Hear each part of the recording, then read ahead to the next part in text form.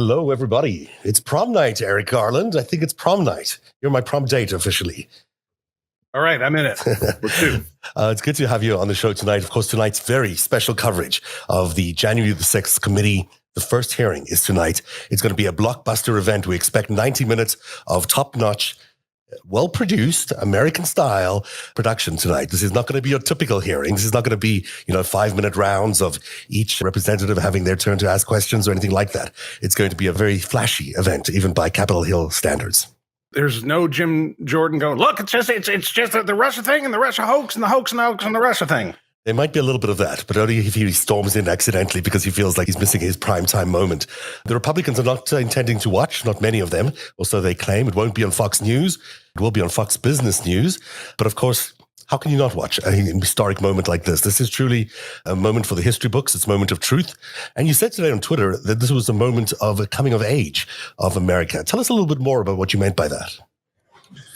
Well, America has long been known as kind of an adolescent nation compared to the old empires. When you think of how long the French have been a major world power, for example, or the Russians going back to Peter the Great or Ivan the Terrible, China, you got 3,000 years.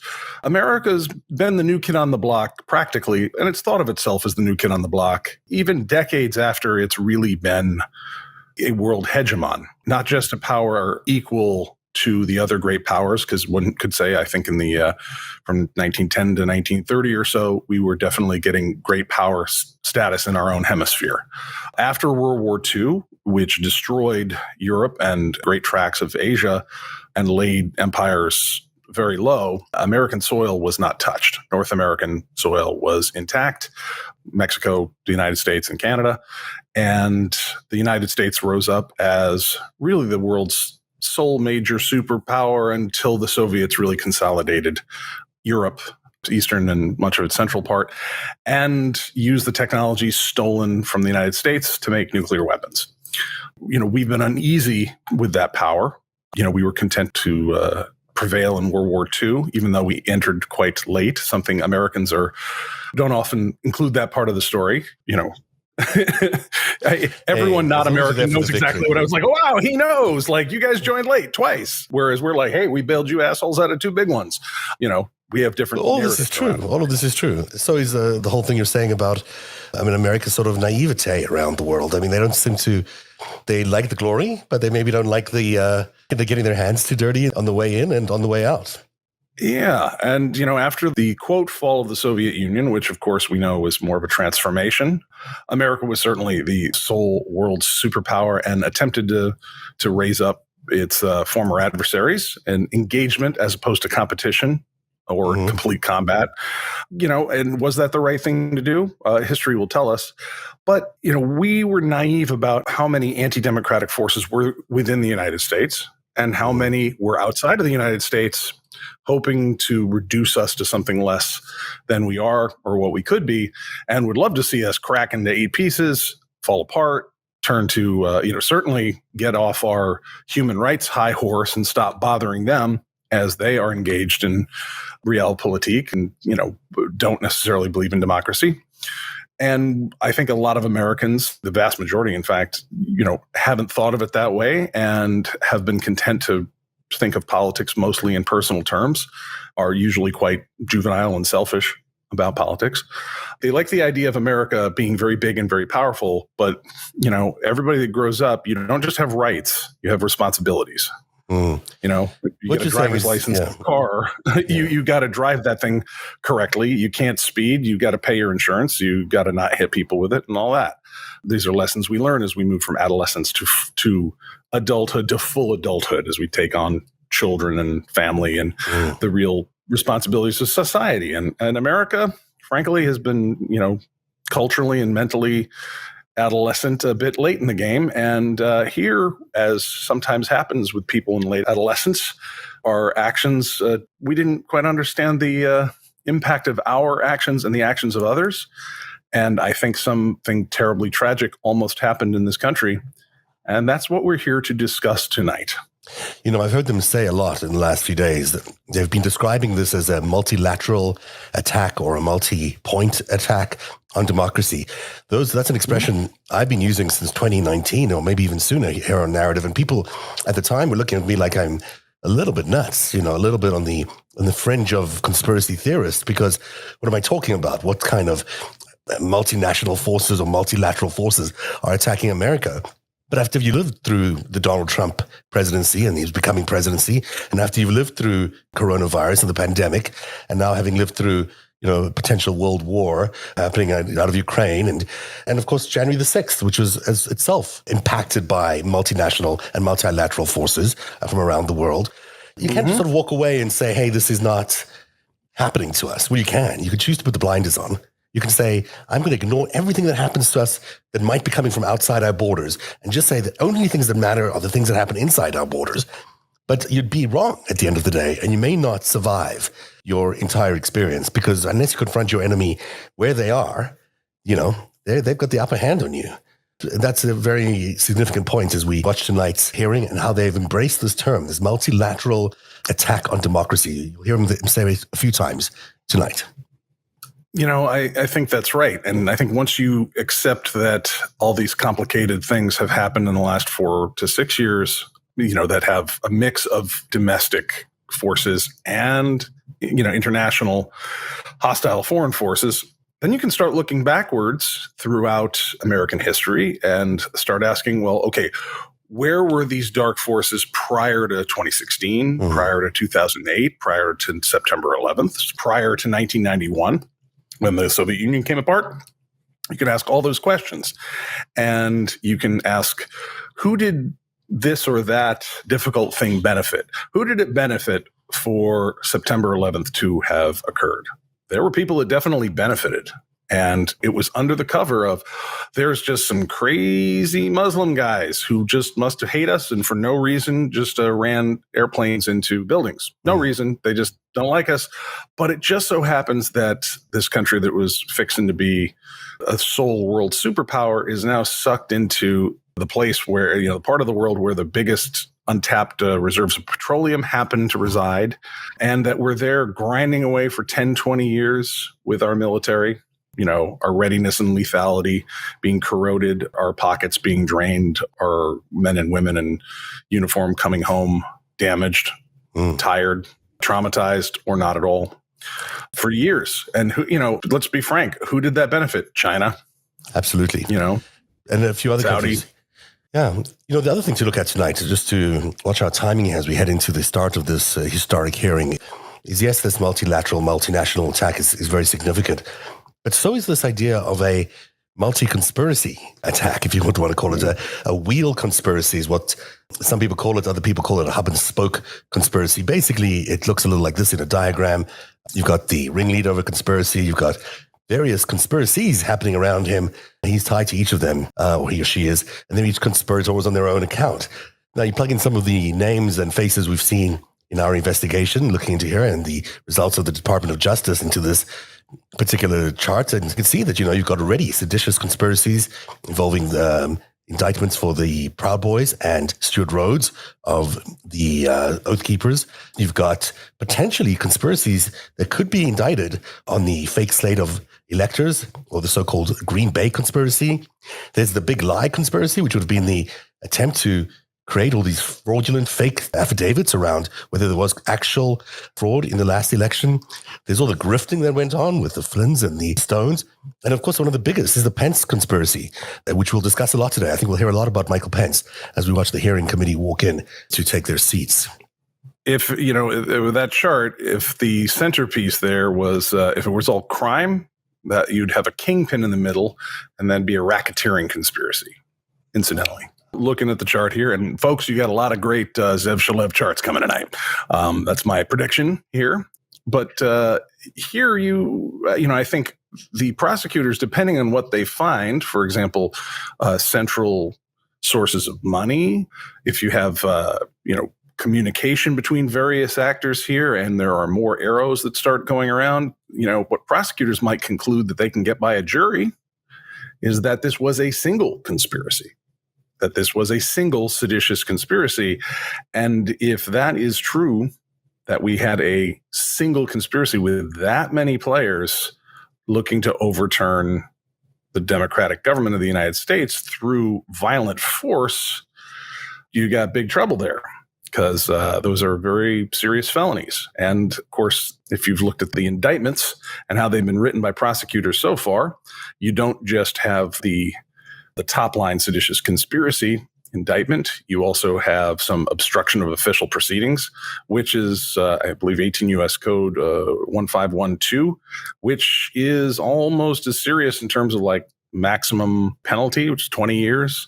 So you're looking at anybody caught up in this is looking at a maximum of 40 years. But of course, there's other things that they've probably done. And that might, if you're on the ground like the Proud Boys and the Oath Keepers and whatnot, you probably have, as they has been alleged of them by the Department of Justice so far, that they've engaged in violence against officers, that they've destroyed federal property. So each of these crimes add up. So not everybody's that you can be part of the same seditious conspiracy and not catch exactly the same set of indictments. So you can, with regards to seditious conspiracy, these people can all be added to the same set of indictments, I guess. That starts to get very unwieldy for the prosecutors at the U.S. Attorney's Office in the District of Columbia, where many of these things took place. So you might see these things broken up depending on who was involved. If you're talking about finance, obscuring of that financial support for the seditious conspiracy, who knows? Maybe you're going to see that out of the Southern District of New York, where you've got the transfer of the funds and the ultimate seditious conspiracy. It's not certain there. What we do know is that there's quite a few people that this involved, and some of them had official positions, that they may have used those positions improperly as part of the seditious conspiracy. They may have betrayed one or more oaths.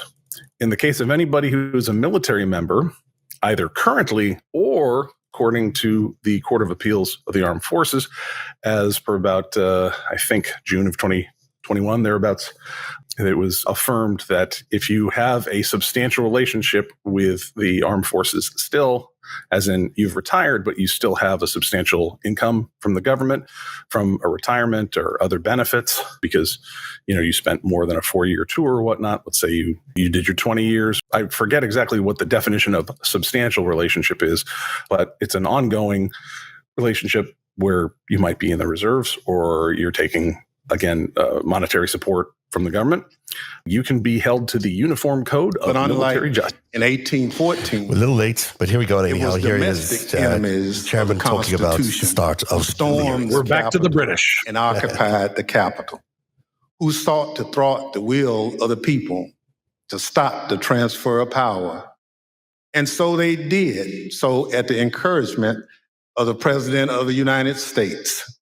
The President of the United States trying to stop the transfer of power, a precedent that had stood for 220 years, even as our democracy had faced its most difficult tests. Thinking back again to the Civil War in the summer of 1864, the President of the United States believed we would be doomed to his bid for re-election. He believed his opponent, General George McClellan, would wave the white flag when it came to preserving the Union. But even with that grim fate hanging in the balance, President Lincoln was ready to accept the will of the voters, come what may. He made a quiet pledge.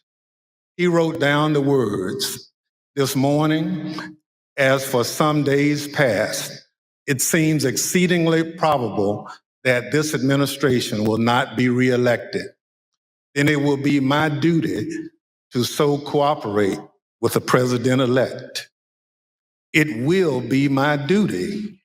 Lincoln sealed that memo and asked his cabinet secretaries to sign it sight unseen. He asked them to make the same commitment he did, to accept defeat if indeed defeat was the will of the people, to uphold the rule of law, to do what every president who came before him did and what every president who followed him would do until Donald Trump. Donald Trump lost the presidential election in 2020. The American people voted him out of office. It was not because of a rigged system. It was not because of voter fraud. Don't believe me? Hear what his former attorney general had to say about it. I warn those who watching that this contains strong language. No, just what I've been through. I had 3 discussions with the president that I can recall. One was on November 23rd, one was on December 1st, and one was on December 14th. And I've been through sort of the give and take of those discussions. And in that context, I made it clear I did not agree with the idea of saying the election was stolen and putting out this stuff, which I told the president was bullshit. And, I didn't want to be a part of it. And that's one of the reasons that went into me deciding to leave when I did. I observed, I think it was on December 1st, that, how can you can't live in a world where the incumbent administration stays in power based on its view, unsupported by specific evidence, that there was fraud in the election. Bill Barr, on Election Day 2020, he was the Attorney General of the United States, the top law enforcement official in the country, telling the president exactly what he thought about claims of a stolen election. Donald Trump had his days in court to challenge the results. He was within his rights to seek those judgments. In the United States, law-abiding citizens have those tools for pursuing justice. He lost in the courts, just as he did at the ballot box. And in this country, that's the end of the line. But for Donald Trump, that was only the beginning of what became a sprawling, multi-step conspiracy aimed at overturning the presidential election, aimed at throwing out the votes of millions of Americans, your votes, your voice in our democracy, and replacing the will of the American people with his will to remain in power after his term ended. Donald Trump was at the center of this conspiracy, and ultimately, Donald Trump, the President of the United States, spurred a mob of domestic enemies of the Constitution to march down the Capitol and subvert American democracy. Any legal jargon you hear about seditious conspiracy, obstruction of an official proceeding, conspiracy to defraud the United States boils down to this. January 6th was the culmination of an attempted coup, a brazen attempt, as one writer put it shortly after January 6th, to overthrow the government. The violence was no accident. It represents Senate Trump's last stand, most desperate chance to halt the transfer of power. Now, you may hear those words and think, this is just another political attack on Donald Trump by people who don't like him. That's not the case. My colleagues and I all wanted an outside independent commission to investigate January 6th, similar to what we had after 9/11. But after first agreeing to the idea, Donald Trump's allies in Congress put a stop to it. Apparently, they don't want January 6th investigated at all. And in the last 17 months, many of those same people have tried to whitewash what happened on January 6th, to rewrite history, call it a tourist visit, label it legitimate political discourse.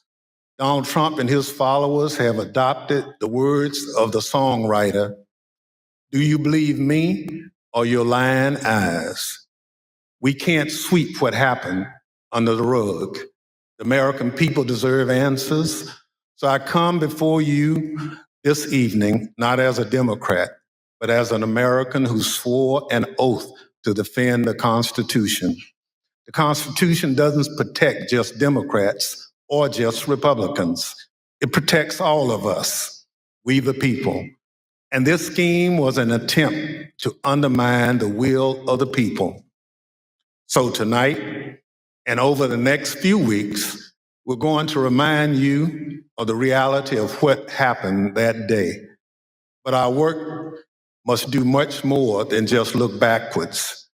Because of our democracy remains in danger, the conspiracy to thwart the will of the people is not over.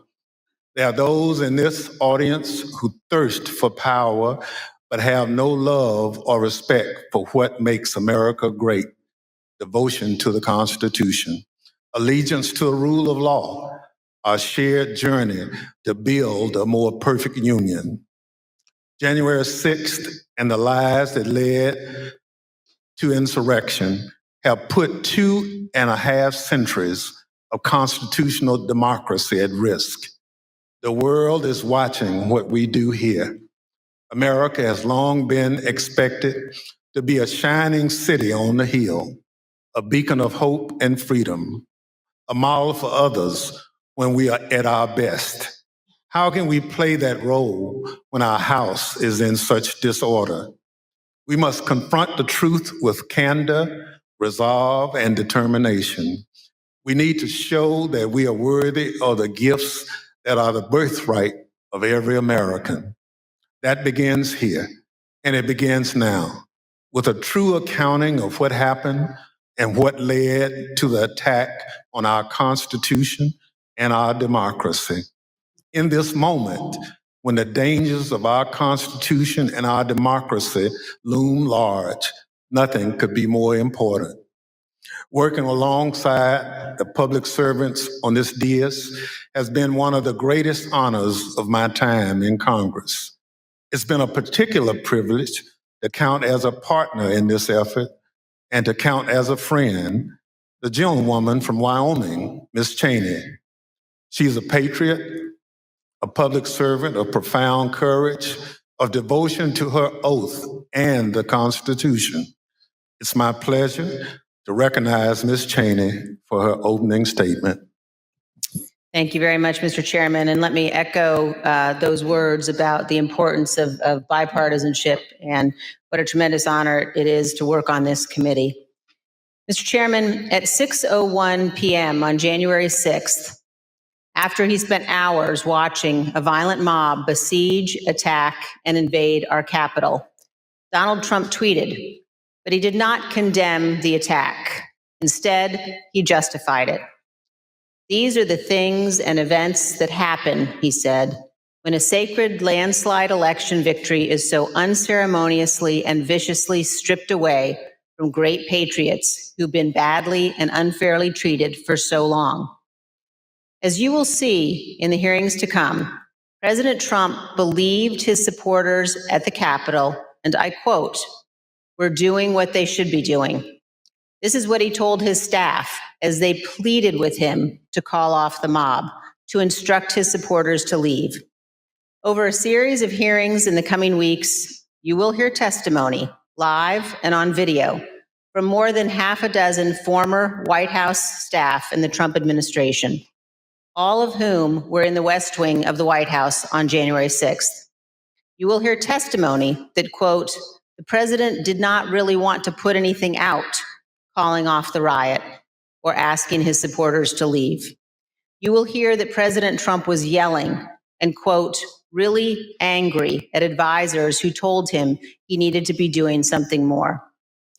And aware of the rioters' chance to hang Mike Pence, the president responded with this sentiment, quote, "Maybe our supporters have the right idea. Mike Pence," quote, "deserves it." You will hear evidence that President Trump refused for hours to do what his staff, his family, and many of his other advisors begged him to do: immediately instruct his supporters to stand down and evacuate the Capitol. Tonight, you will see never-before-seen footage of the brutal attack on our Capitol, an attack that unfolded while a few blocks away, President Trump sat watching television in the dining room next to the Oval Office. You will hear audio from the brave police officers battling for their lives and ours, fighting to defend our democracy against a violent mob Donald Trump refused to call off. Tonight and in the weeks to come, you will see evidence of what motivated this violence, including directly from those who participated in this attack. You will see video of them explaining what caused them to do it. You will see their posts on social media. We will show you what they have said in federal court. On this point, there is no room for debate. Those who invaded our Capitol and battled law enforcement for hours were motivated by what President Trump had told them, that the election was stolen and that he was the rightful president. President Trump summoned the mob, assembled the mob, and lit the flame of this attack. You will also hear about plots to commit seditious conspiracy on January 6th, a crime defined in our laws as conspiring to overthrow, put down, or destroy by force the government of the United States, or to oppose by force the authority thereof. Multiple members of two groups, the Oath Keepers and the Proud Boys, have been charged with this crime for their involvement in the events leading up to and on January 6th. Some have pled guilty. The attack on our Capitol was not a spontaneous riot. Intelligence available before January 6th identified plans to, quote, invade the Capitol, occupy the Capitol, and take other steps to halt Congress's count of electoral votes that day. In our hearings to come, we will identify elements of those plans, and we will show specifically how a group of Proud Boys led a mob into the Capitol building on January 6th. Tonight, I am going to describe for you some of what our committee has learned and highlight initial findings you will see this month in our hearings. As you hear this, all Americans should keep in mind this fact. On the morning of January 6th, President Donald Trump's intention was to remain President of the United States, despite the lawful outcome of the 2020 election and in violation of his constitutional obligation to relinquish power. Over multiple months, Donald Trump oversaw and coordinated a sophisticated 7-part plan to overturn the presidential election and prevent the transfer of presidential power. In our hearings, you will see evidence of each element of this plan. In our second hearing, you will see that Donald Trump and his advisors knew that he had in fact lost the election. But despite this, President Trump engaged in a massive effort to spread false and fraudulent information to convince huge portions of the US population that fraud had stolen the election from him. This was not true. Jason Miller was a senior Trump campaign spokesman. In this clip, Miller describes a call between the Trump campaign's internal data expert and President Trump a few days after the 2020 election. I was in the Oval Office, and at some point in the conversation, Matt Oskowski, who is the lead data person, was brought on. And I remember he delivered to the president pretty blunt terms that he was going to lose. And that was based, Mr. Miller, on Matt and the data team's assessment of the sort of county by county, state by state results as reported? Correct. Alex Cannon was one of President Trump's campaign lawyers. He previously worked for the Trump Organization. One of his responsibilities was to assess allegations of election fraud in November 2020. Here is one sample of his testimony discussing what he told White House Chief of Staff Mark Meadows. I remember a call with Mr. Meadows, where Mr. Meadows was asking me what I was finding and if I was finding anything.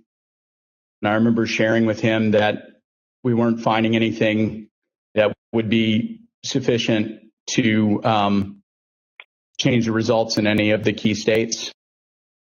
When was that conversation?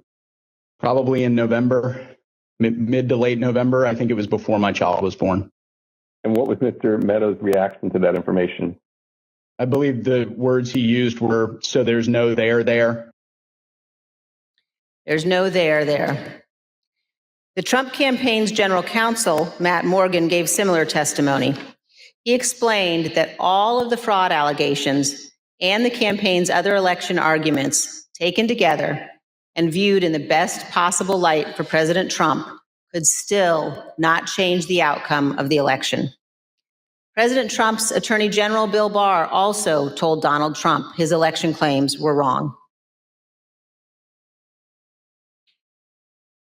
Repeatedly told the president in no uncertain terms that I did not see evidence of fraud, and that would have affected the outcome of the election. And frankly, a year and a half later, I haven't seen anything to change my mind on that. Attorney General Barr also told President Trump that his allegations about Dominion voting machines were groundless.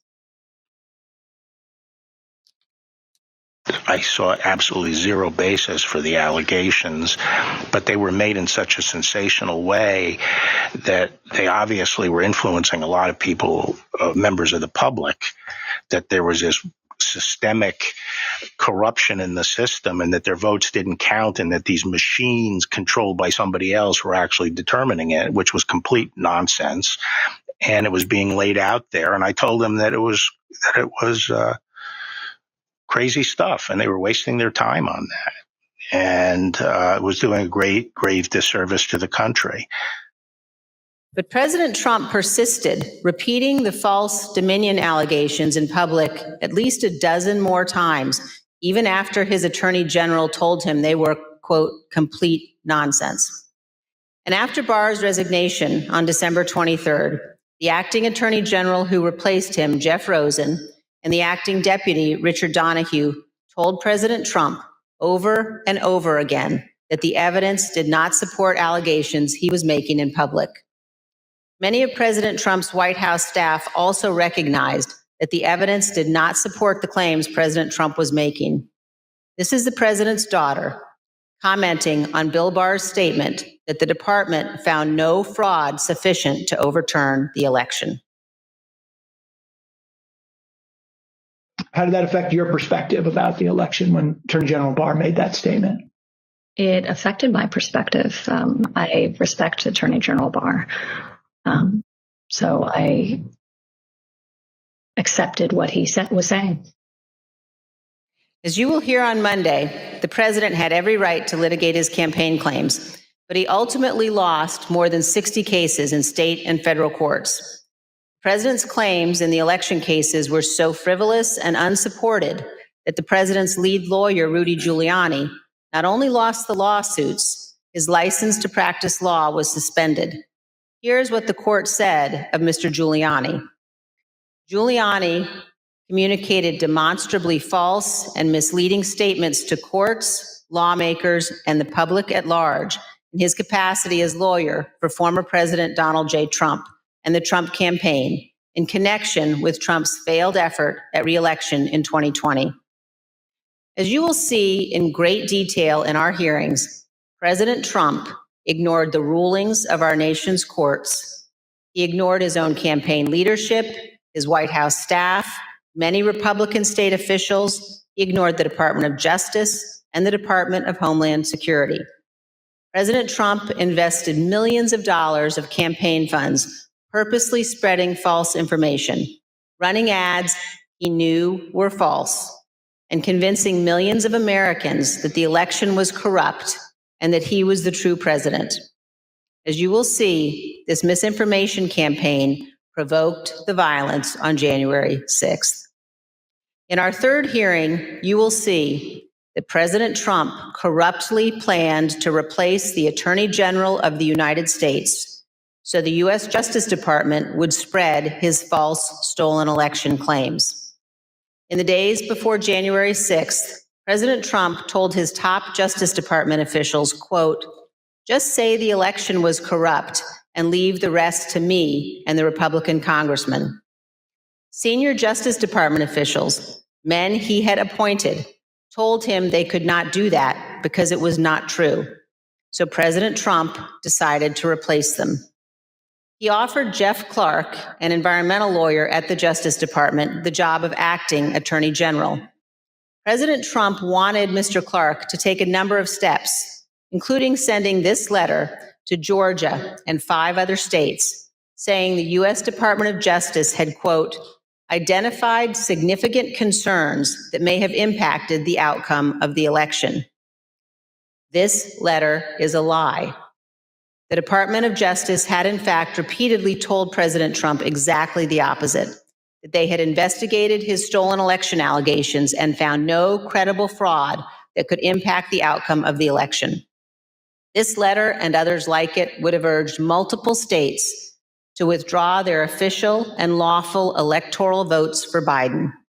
Acting Deputy Attorney General Richard Donahue described Jeff Clark's letter this way, quote, this would be a grave step for the department to take and could have tremendous constitutional, political, and social ramifications for this country. The committee agrees with Mr. Donahue's assessment. Had Clark assumed the role of Attorney General in the days before January 6th and issued these letters, the ramifications could indeed have been grave. Mr. Donahue also said this about Clark's plan. And I recall toward the end saying, what you're proposing is nothing less than the United States Justice Department meddling in the outcome of a presidential election. In our hearings, you will hear firsthand how the senior leadership of the Department of Justice threatened to resign, how the White House counsel threatened to resign, and how they confronted Donald Trump and Jeff Clark in the Oval Office. The men involved, including Acting Attorney General Jeff Rosen and Acting Deputy Attorney General Richard Donahue, were appointed by President Trump. These men honored their oaths of office, they did their duty, and you will hear from them in our hearings. By contrast, Jeff Clark has invoked his Fifth Amendment privilege against self-incrimination and refused to testify. Representative Scott Perry, who was also involved in trying to get Clark appointed as Attorney General, has refused to testify here. As you will see, Representative Perry contacted the White House in the weeks after January 6th to seek a presidential pardon. Multiple other Republican congressmen also sought presidential pardons for their roles in attempting to overturn the 2020 election. In our 4th hearing, we will focus on President Trump's efforts to pressure Vice President Mike Pence to refuse to count electoral votes on January 6th. Vice President Pence has spoken publicly about this. President Trump is wrong. I had no right to overturn the election. The presidency belongs to the American people and the American people alone. And frankly, there is no idea more un-American than the notion that any one person could choose the American president. What President Trump demanded that Mike Pence do wasn't just wrong, it was illegal and it was unconstitutional. You will hear this in great detail from the Vice President's former general counsel. Witnesses in these hearings will explain how the former Vice President and his staff informed President Trump over and over again that what he was pressuring Mike Pence to do was illegal. As you will hear, President Trump engaged in a relentless effort to pressure Pence, both in private and in public. You will see the evidence of that pressure from multiple witnesses, live and on video. Vice President Pence demonstrated his loyalty to Donald Trump consistently over 4 years, but he knew that he had a higher duty to the United States Constitution. This is testimony from the Vice President's Chief of Staff. So I think the vice president was proud of his 4 years of service, and he felt like much had been accomplished in those 4 years. And I think he was proud to have stood beside the president for all that had been done. But I think he ultimately knew that his fidelity to the Constitution was his first and foremost oath. And that's what he articulated publicly, and I think that that's what he felt. His fidelity to the Constitution was more important than his fidelity to President Trump and his desire. The oath he took. Yep. Yes. You'll also hear about a lawyer named John Eastman. Mr. Eastman was deeply involved in President Trump's plans. You'll hear from former Fourth Circuit federal judge Michael Ludig, a highly respected leading conservative judge. John Eastman clerked for Judge Ludig. Judge Ludig provided counsel to the vice president's team in the days before January 6th. The judge will explain how Eastman, quote, was wrong at every turn. And you will see the email exchanges between Eastman and the vice president's counsel as the violent attack on Congress was underway. Mr. Jacob said this to Mr. Eastman: "Thanks to your bullshit, we are under siege." You will also see evidence that John Eastman did not actually believe the legal position he was taking. In fact, a month before the 2020 election, Eastman took exactly the opposite view on the same legal issues. In the course of the Select Committee's work to obtain information from Mr. Eastman, we have had occasion to present evidence to a federal judge.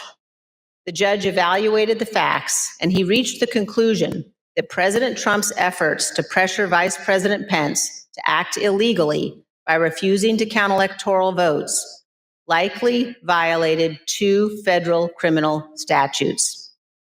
And the judge also said this: if Dr. Eastman and President Trump's plan had worked, it would have permanently ended the peaceful transition of power, undermining American democracy and the Constitution.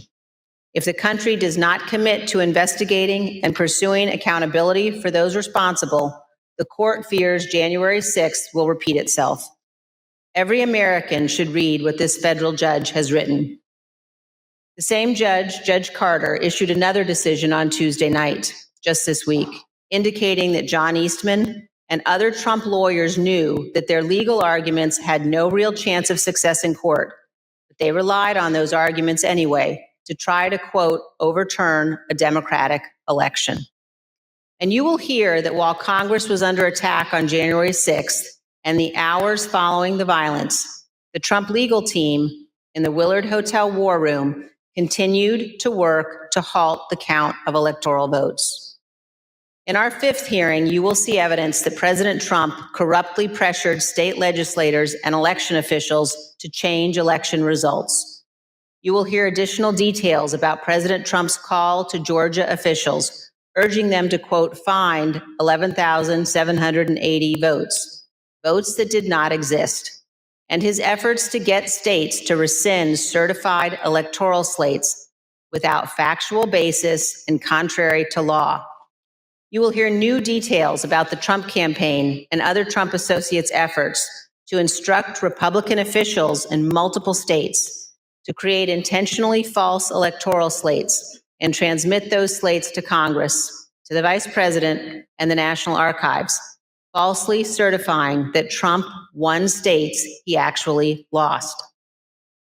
In our final 2 June hearings, you will hear how President Trump summoned a violent mob and directed them illegally to march on the United States Capitol.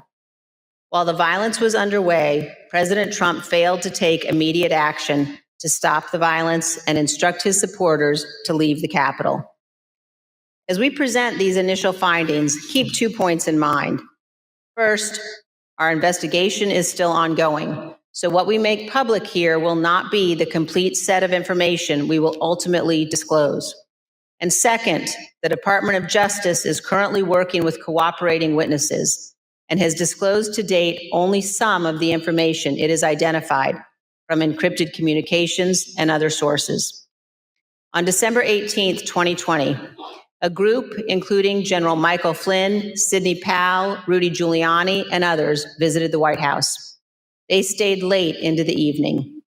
We know that the group discussed a number of dramatic steps, including having the military seize voting machines and potentially rerun elections.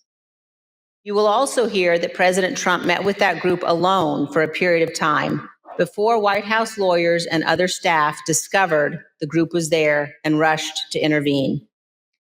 A little more than an hour after Ms. Powell, Mr. Giuliani, General Flynn, and the others finally left the White House, President Trump sent the tweet on the screen now, telling people to come to Washington on January 6th. Be there, he instructed them. Will be wild. As you will see, this was a pivotal moment. This tweet initiated a chain of events. The tweet led to the planning for what occurred on January 6th, including by the Proud Boys, who ultimately led the invasion of the Capitol and the violence on that day. The indictment of a group of Proud Boys alleges that they planned, quote, to oppose by force the authority of the government of the United States. And according to the Department of Justice, on January 6, 2021, the defendants directed, mobilized, and led members of the crowd onto the Capitol grounds and into the Capitol, leading to the dismantling of metal barricades, the destruction of property, the breaching of the Capitol building, and the assaults on law enforcement.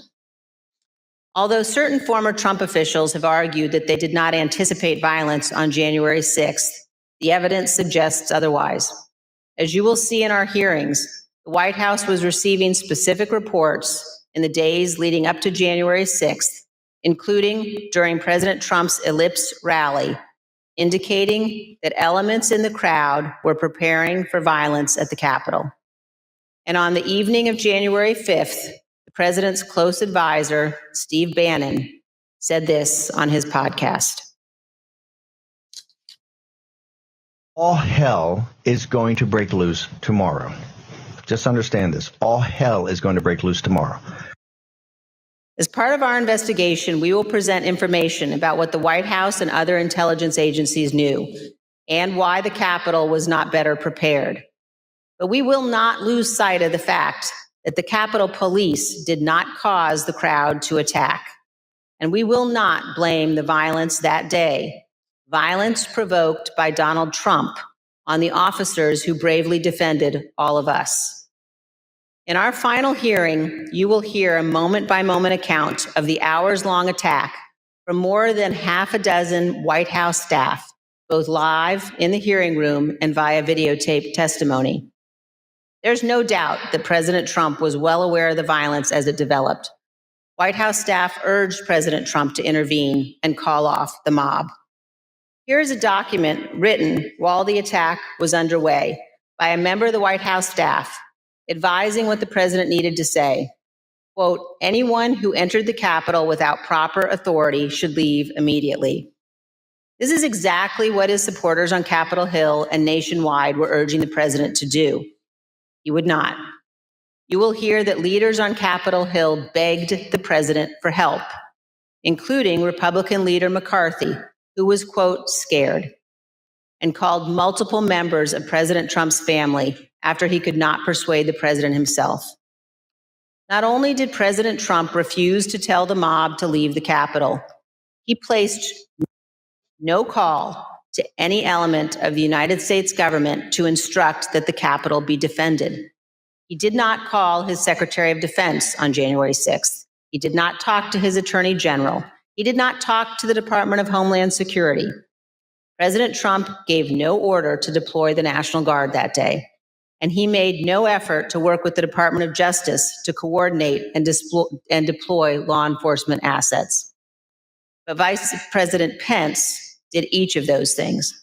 For example, here is what General Milley, the chairman of the Joint Chiefs of Staff, testified to this committee. There were 2 or 3 calls with Vice President Pence. He was very animated, and he issued very explicit, very direct, unambiguous orders.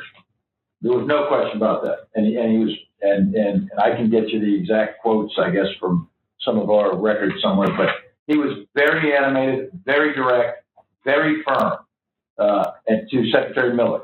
Get the military down here, get the Guard down here, put down this situation, etc.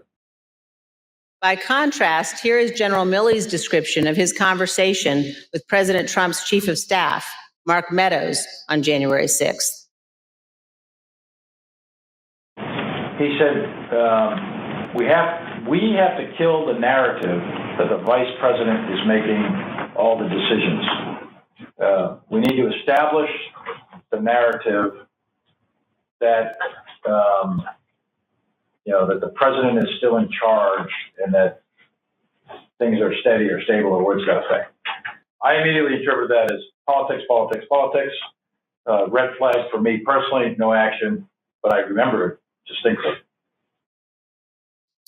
And you will hear from witnesses how the day played out inside the White House, how multiple White House staff resigned in disgust, and how President Trump would not ask his supporters to leave the Capitol. It was only after multiple hours of violence that President Trump finally released a video instructing the riotous mob to leave. And as he did so, he said to them, quote, "We love you, and you're very special." You will also hear that in the immediate aftermath of January 6th, members of the president's family, White House staff, and others tried to step in to stabilize the situation, quote, "to land the plane before the presidential transition on January 20th. You will hear about members of the Trump cabinet discussing the possibility of invoking the 25th Amendment and replacing the President of the United States. Multiple members of President Trump's own cabinet resigned immediately after January 6th. One member of the cabinet suggested that the remaining cabinet officers needed to take a more active role in running the White House and the administration. But most emblematic of those days is this exchange of texts between Sean Hannity and former President Trump's press secretary, Kayleigh McEnany. Sean Hannity wrote, in part, "Key now, no more crazy people, no more stolen election talk. Yes, impeachment and 25th Amendment are real. Many people will quit." Ms. McEnany responded in part, "Love that. That's the playbook." The White House staff knew that President Trump was willing to entertain and use conspiracy theories to achieve his ends. They knew the president needed to be cut off from all of those who had encouraged him. They knew that President Donald Trump was too dangerous to be left alone, at least until he left office on January 20th. These are important facts for Congress and the American people to understand fully. When a president fails to take the steps necessary to preserve our union, or worse, causes a constitutional crisis, we're at a moment of maximum danger for our republic. Some in the White House took responsible steps to try to prevent January 6th. Others egged the president on. Others, who could have acted, refused to do so. In this case, the White House counsel was so concerned about potentially lawless activity that he threatened to resign multiple times. That is exceedingly rare and exceedingly serious. It requires immediate attention, especially when the entire team threatens to resign. However, in the Trump White House, it was not exceedingly rare, and it was not treated seriously. This is a clip of Jared Kushner addressing multiple threats by White House counsel Pat Cipollone and his team of lawyers to resign in the weeks before January 6th. Jared, are you aware of instances where Pat Cipollone threatened to resign? I kind of, like I said, my interest at that time was on trying to get as many pardons done. And I know that, he was always, him and the team were always saying, "Oh, we're going to resign. We're not going to be here if this happens, if that happens." So I kind of took it up to just be whining, to be honest with you. Whining. There's a reason why people serving in our government take an oath to the Constitution. As our founding fathers recognized, democracy is fragile. People in positions of public trust are duty-bound to defend it, to step forward when action is required. In our country, we don't swear an oath to an individual or a political party. We take our oath to defend the United States Constitution. And that oath must mean something. Tonight, I say this to my Republican colleagues who are defending the indefensible. There will come a day when Donald Trump is gone, but your dishonor will remain. Finally, I ask all of our fellow Americans, as you watch our hearings over the coming weeks, please remember what's at stake. Remember the men and women who have fought and died so that we can live under the rule of law, not the rule of men. I ask you to think of the scene in our Capitol Rotunda on the night of January 6th. There, in a sacred space in our constitutional republic, the place where our presidents lie in state, watched over by statues of Washington and Jefferson, Lincoln and Grant, Eisenhower, Ford, and Reagan. Against every wall that night encircling the room, there were SWAT teams, men and women in tactical gear with long guns, deployed inside our Capitol building. There in the rotunda, these brave men and women rested beneath paintings depicting the earliest scenes of our republic, including one painted in 1824 depicting George Washington resigning his commission, voluntarily relinquishing power, handing control of the Continental Army back to Congress. With this noble act, Washington set the indispensable example of the peaceful transfer of power, what President Reagan called nothing less than a miracle. The sacred obligation to defend this peaceful transfer of power has been honored by every American president, except one. As Americans, we all have a duty to ensure that what happened on January 6th never happens again, to set aside partisan battles, to stand together to perpetuate and preserve our great republic. Thank you, Mr. Chairman. As we provide answers to American people about January 6th, it's important that we remember exactly what took place. That this was no tourist visit to the Capitol. Most of the footage we are about to play has never been seen. The Select Committee obtained it as a part of our investigation. This isn't easy to watch. I want to warn everyone that this video includes violence and strong language. Without objection, I include in the record a video presentation of the violence of January 6th. Proud of your boy! Proud of your boy! Proud of your boy! Yeah, just for awareness, be advised, there's probably about 300 Proud Boys. They're marching eastbound in this 400 block of kind of Independence, actually on the mall towards the United States Capitol. I am not allowed to say what's going to happen today because everyone's just going to have to watch for themselves. But it's going to happen. Something's going to happen. Who's free? Our streets! Who's free? Our streets! Who's free? Our streets!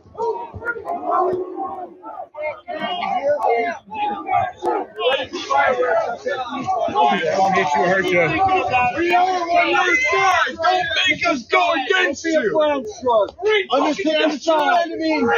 Pick a side. These are our streets. $20 a picture. I hope Mike is going to do the right thing. I hope so. I hope so. Because if Mike Pence does the right thing, we win the election. All Vice President Pence has to do is send it back to the states to recertify. And we become president, and you are the happiest people. Mike Pence is going to have to come through for us. And if he doesn't, that will be a sad day for our country. Because you'll never take back our country with weakness. You have to show strength, and you have to be strong.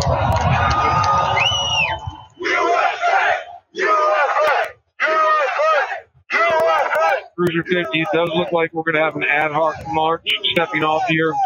There's a crowd surge heading east. We love Trump! We love Trump! We love Trump! We love Trump! We love Trump! We love Trump! We love Trump! Mike Pence, I hope you're going to stand up for the good of our Constitution and for the good of our country. And if you're not, I'm going to be very disappointed in you. I will tell you right now.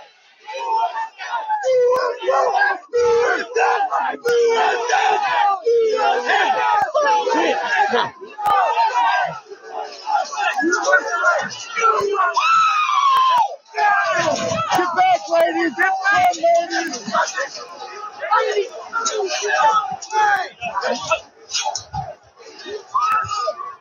priority. We just had protest. Keep circle, breach the line. We need backup.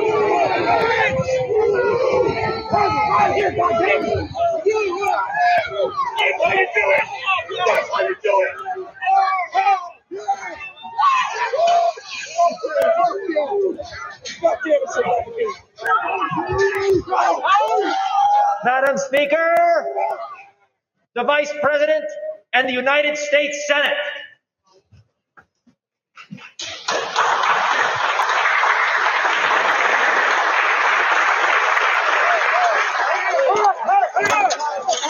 We're going to give riot warnings as soon as the outright is here. We're going to give riot warnings. We're going to try to get compliance, but this is now effectively a riot. 49 hours declaring it a riot. Cruiser 5 to 50 be advised, Cal Police 1 advised they're trying to breach and get to the Capitol. Yeah, copy.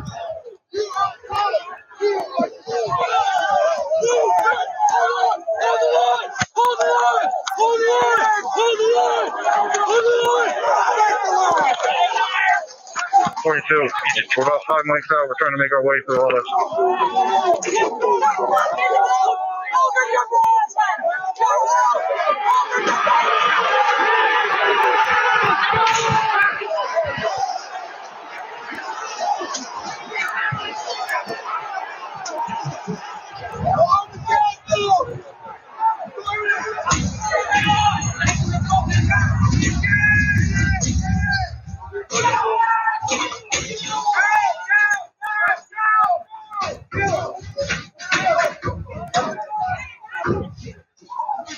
We have a breach of the Capitol.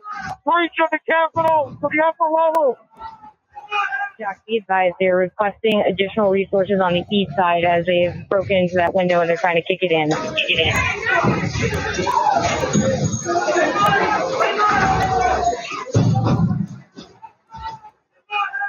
Without objection, the chair declares the House in recess pursuant to Clause 12B of Rule 1.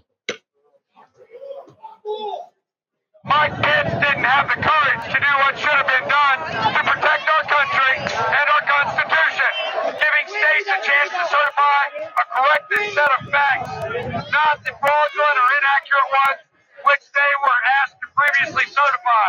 U.S. demands the truth. Bring it out! Bring out Pence! Bring out Pence! Bring out Pence! Bring out Pence! Bring out Pence!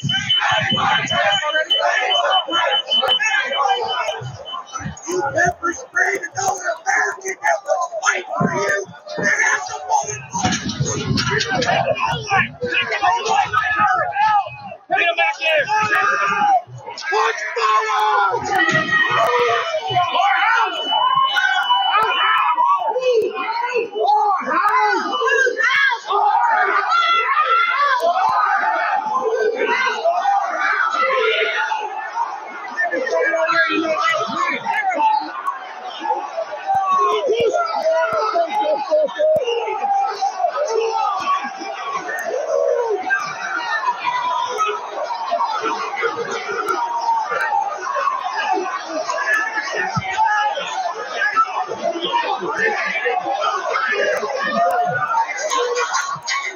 We can't hold this. We're going to get too many fucking people here. Look at this fucking bandage point, man. We're fucked.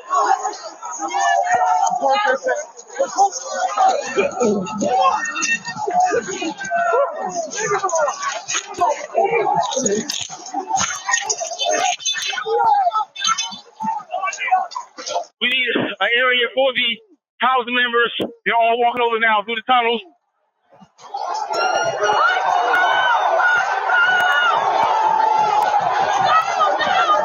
We're trying to hold the upper deck. We're trying to hold the upper deck now. We need to hold the doors of the Capitol.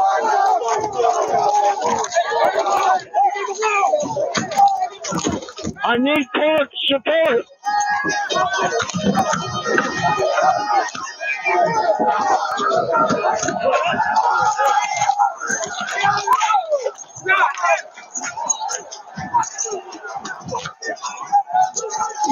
We lost the line. We lost the line. Anthony, get back. All PD, step back up to the upper deck. All PD, step back to the upper deck. ASAP.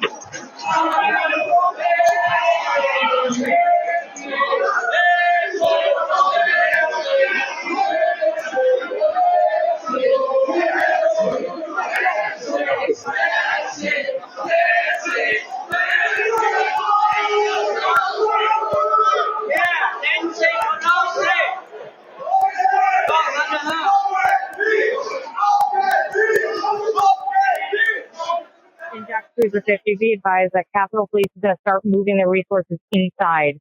They're going to start the M4 officers first.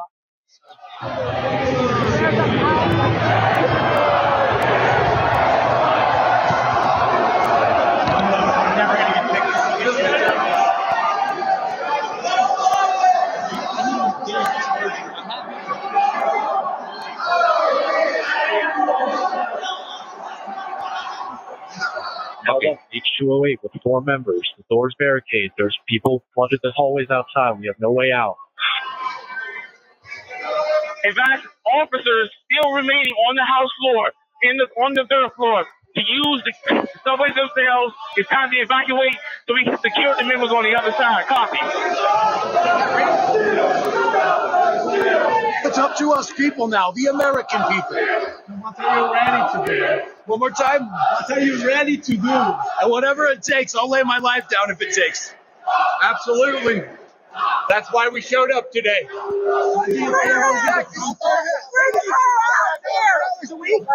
horse! Get out! Bring her out! Fuck you! You back up! I have myself on back. Don't even try. Get him up! Get him up! He loves you! Get him up! Hold up! Get him up!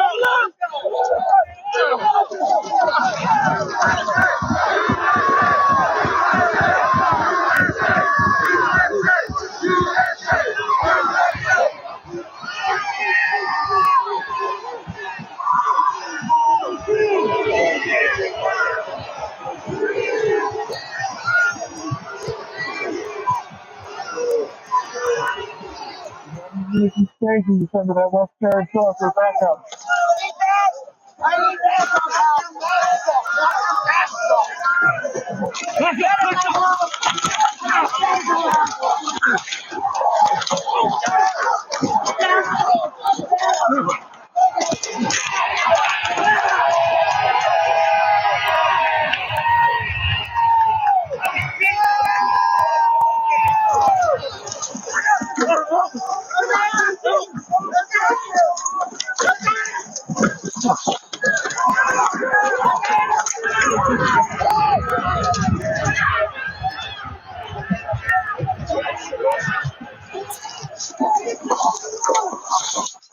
They were peaceful people. These were great people.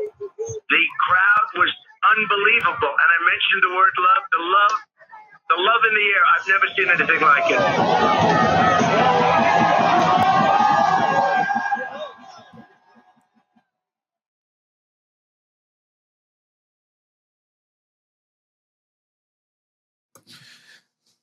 Pursuant to the order of the committee of tonight, the chair declares the committee in recess for a period of approximately 10 minutes.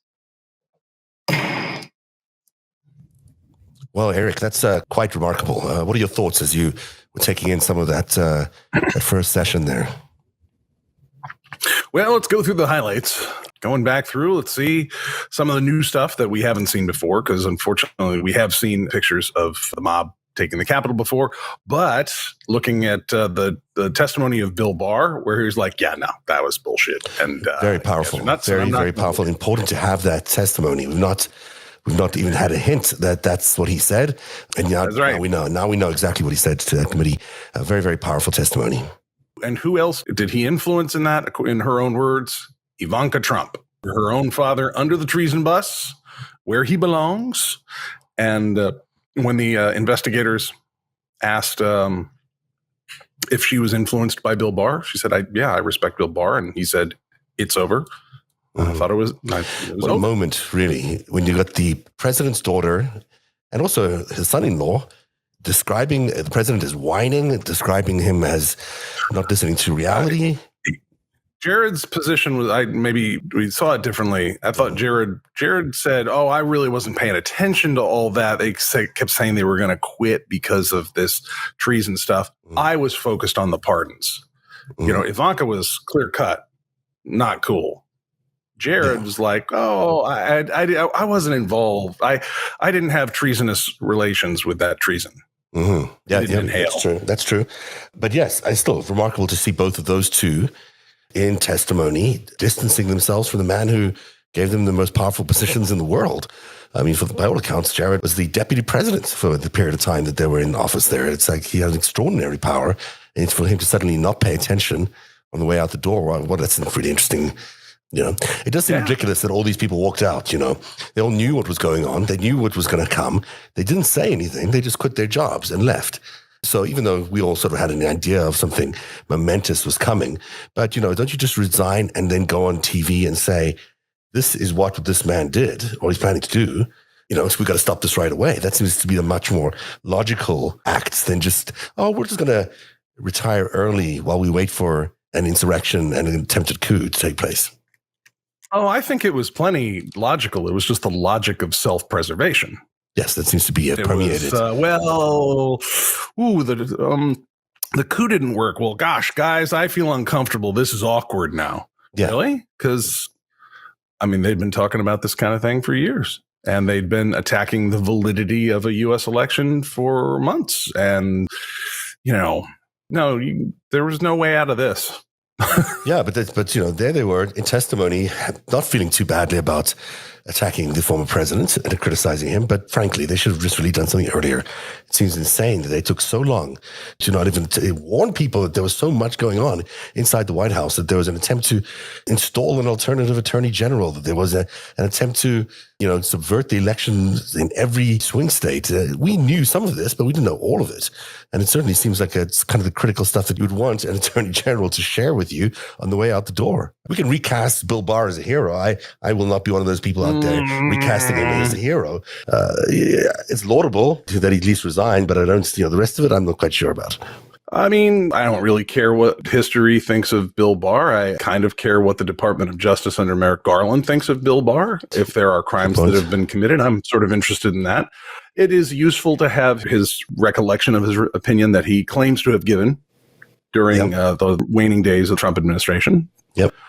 That's useful. What I thought was most interesting about all that is Liz Cheney's foreshadowing that these guys knew it was bullshit. And that is really key when you talk about prosecution here versus just discovering, you know, and trying to get to the bottom of it. Like, I really didn't like any of the discussion about, Trump's crazy, which started long before. Oh, he's nuts. Oh, he's, my friend's a psychologist, a gerontologist. Maybe he thinks that Trump might be cognitively impaired, which is like, stop making this easier when prosecution comes around, guys. Like, one, actual experts with medical opinions don't give opinions about patients they don't have a chart on that they haven't examined. So that's one thing. Right. But also, you're letting the guy off the hook by saying he wasn't completely capable and within his faculties, and you're giving him a chance to declare himself non compos mentis at trial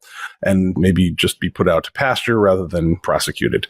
But what's interesting further to that, from Liz Cheney's foreshadowing, he's like, they knew that the arguments they were making in court were fraudulent. So that just adds so much more mindset, what prosecutors will call mens rea, the state of mind.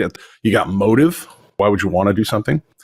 Then you have, you know, what was your state of mind when you took the actions? And actus reus, which is you took action based on your motive and your state of mind, and you willingly crossed the line into felony territory. I forget if Liz Cheney's an attorney, but there's sounds like Congress. I was really struck by her. I commented in my Twitter stream that her whole tone was like when you're a teenager trying to bullshit your parents on something that they totally have you caught on, and you know you really have no chance, and mom is just like, no, no, this is how this is going to go. I mean, she's just got that calm, firm. I think she said it kind of explicitly a few times. This really isn't a matter of debate. Yeah. We have the evidence. Done. Here's one thing I think that was really important is this idea that this was not just about the group of violent individuals who knocked on the door and stormed into the Capitol. That there was a series of events. They counted seven stages that, and I'll go through them later on after the hearing ends. But in general, there's the sort of the three themes that are pretty evident here. There was the big lie, which is the attempt to make sure that the fake claims and affidavits questioning the validity of the election results. Then there was the actual sedition, which involved the, breaking down doors and surging and storming the Capitol. But then there's also this Pence card, which I think is one of the most intriguing and most distressing things of the entire event, was an attempt to get the vice president of the United States to overstep his boundaries, really, and somehow declare Trump the winner of the elections using this false slate of electors. And then his disagreement with that, or saying that he wouldn't go through with that, resulted in the president of the United States saying that he thought maybe the crowd is correct and that Pence maybe is the problem and should be essentially suggesting that he should be killed. That was his actual response. So not only setting up Pence as the fall guy, but then absolutely following through on that and then attempting to actually take the vice president's life. That third act of this three-part crime here is unbelievable. And, anyone who walks away from today's hearing and says that the GOP, or like the GOP would likely say, that there's nothing there, they're wrong. This is one of their people that his life was attempted to be killed. That was one of their people who was out there. So it's distressing beyond belief that the GOP is not even taking that part seriously when it's one of their top guys. Well, it's funny. There's a bit of a theme. It's like America first, but not you Americans. Back the blue, but kill these policemen. And boy, it's right versus left, unless you're in my way of taking power, in which case I don't care what political party you belong to. I'll kill you too. Right. I want to thank our witnesses for being with us this evening to share their firsthand accounts of that terrible day. I know that some of the witnesses from our first hearing are in the room with us, along with some of the family members, friends, and widows of the officers who lost their lives as a result of the attack. Thank you all for being here for us and the American people. Officer Carolyn Edwards has been with the United States Capitol Police since 2017. On January 6th, Officer Edwards was assigned to the First Responder Unit, which serves as the first line of defense at the Capitol complex. She also served as a member of the Civil Disturbance Unit, a special subset of the uniformed division trained to respond to mass demonstration events. Officer Edwards is a graduate of the University of Georgia and currently is working on a master's degree in intelligence analysis from Johns Hopkins University. Nick Quistad is an acclaimed filmmaker whose credits include documenting stories from war zones in Afghanistan, Syria, and Iraq. On January 6th, Mr. Quickstead was working on a documentary about, quote, why Americans are so divided when Americans have so much in common, end quote. During that day, Mr. Quickstead interviewed and documented movements of the people around the Capitol, including the first moments of the violence against the Capitol Police and the chaos that ensued. I will now swear in our witnesses. The witnesses will please stand and raise your right hand. Do you swear and affirm under penalty of perjury that the testimony you're about to give is the truth, the whole truth, and nothing but the truth, so help you God?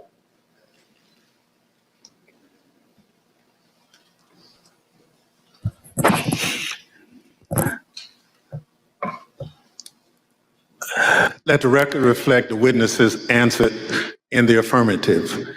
Without objection, the witness's statement will be included in the record. Pursuant to Section 5C8 of House Resolution 503, I recognize myself for questioning. As you saw just a few minutes ago, the Proud Boys instigated the first breach of the Capitol just before 1:00 p.m., where rioters pushed over barricades near the Peace Circle at the foot of the Capitol. Our two witnesses tonight were both there at the time of that first breach. Officer Edwards was standing with other officers behind a line of bike racks that marked the perimeter of the Capitol grounds. She bravely tried to prevent an angry crowd from advancing on the Capitol. Unfortunately, she was overrun and knocked unconscious as the crowd advanced on the Capitol. Mr. Quickstead was a few yards away from Officer Edwards, taking footage of the Proud Boys as part of his work on a documentary film. Most of his footage has never been shown publicly before we shared it this evening. Officer Edwards, I'd like to start by asking if you could tell us why you believe it's important for you to share your story this evening with the committee and the American public. Please, your microphone. Well, thank you, Mr. Chairman. I really appreciate it. And thank you to the committee for having me here to testify. I was called a lot of things on January 6, 2021 and the days thereafter. I was called Nancy Pelosi's dog, called incompetent, called a hero, and a villain. I was called a traitor to my country, my oath, and my Constitution. In actuality, I was none of those things. I was an American, standing face to face with other Americans, asking myself how many times, many times, how we had gotten here. I had been called names before, but never had my patriotism or duty been called into question. I, who got up every day, no matter how early the hour or how late I got in the night before, to put on my uniform and to protect America's symbol of democracy. I, who spent countless hours in the baking sun and freezing snow to make sure that America's elected officials were able to do their job. I, whose literal blood, sweat, and tears were shed that day defending the building that I spent countless holidays and weekends working in. I am the proud granddaughter of a Marine that fought in the Battle of the Chosin Reservoir in the Korean War. I think of my papa often in these days, how he was so young and thrown into a battle he never saw coming and answered the call at a great personal cost. How he lived the rest of his days with bullets and shrapnel in his legs, but never once complained about his sacrifice. I would like to think that he would be proud of me, proud of his granddaughter that stood her ground that day and continued fighting, even though she was wounded, like he did many years ago. I am my grandfather's granddaughter, proud to put on a uniform and serve my country. They dared to question my honor. They dared to question my loyalty. And they dared to question my duty. I'm a proud American, and I will gladly sacrifice everything to make sure that the America my grandfather defended is here for many years to come. Thank you. Officer Edwards, your story and your service is important, and I thank you for being here tonight. Ms. Quickstead, I also like to ask you to introduce yourself. Can you tell us how you found yourself in Washington, D.C. on January 6th, 2021? Good evening, Chair and Madam Vice Chair. Thank you for the introduction. As stated, in the winter of 2020, I was working on a documentary. As part of that documentary, I filmed several rallies in Washington, D.C. on December the 11th and December the 12th, and I learned there would be a rally on the Mall on January 6th. So my 3 colleagues and I came down to document the rally. According to the permit of the event, there was going to be a rally at the Ellipse. We arrived at the Mall and observed a large contingent of Proud Boys marching towards the Capitol. We filmed them, and almost immediately I was separated from my colleagues. I documented the crowd turn from protesters to rioters to insurrectionists. I was surprised at the size of the group, the anger and the profanity. And for anyone who didn't understand how violent that event was, I saw it, I documented it, and I experienced it. I heard incredibly aggressive chanting, and I subsequently shared that footage with the authorities. I'm here today pursuant to a House subpoena. Thank you so much. Thank you, Mr. Quested. The Select Committee has conducted extensive investigative work to understand what led the Proud Boys and other rioters to the Capitol on January 6th. We've obtained substantial evidence showing that the president's December 19th tweet calling his followers to Washington, D.C. on January 6th energized individuals from the Proud Boys and other extremist groups. I'd like to play a brief video highlighting some of this evidence. My name is Marcus Childress, and I'm an investigative counsel for the Select Committee to investigate the January 6th attack on the United States Capitol. What do you want to call them? Give me a name. Give me a white name. Supremacists and white like me to condemn? white supremacists and right Proud Boys, stand back and stand by. After he made this comment, Enrique Tarrio, then chairman of the Proud Boys, said on Parler, "Standing by, sir." During our investigation, we learned that this comment during the presidential debate actually led to an increase in membership from the Proud Boys. Would you say that Proud Boys numbers increased after the stand back, stand by comment?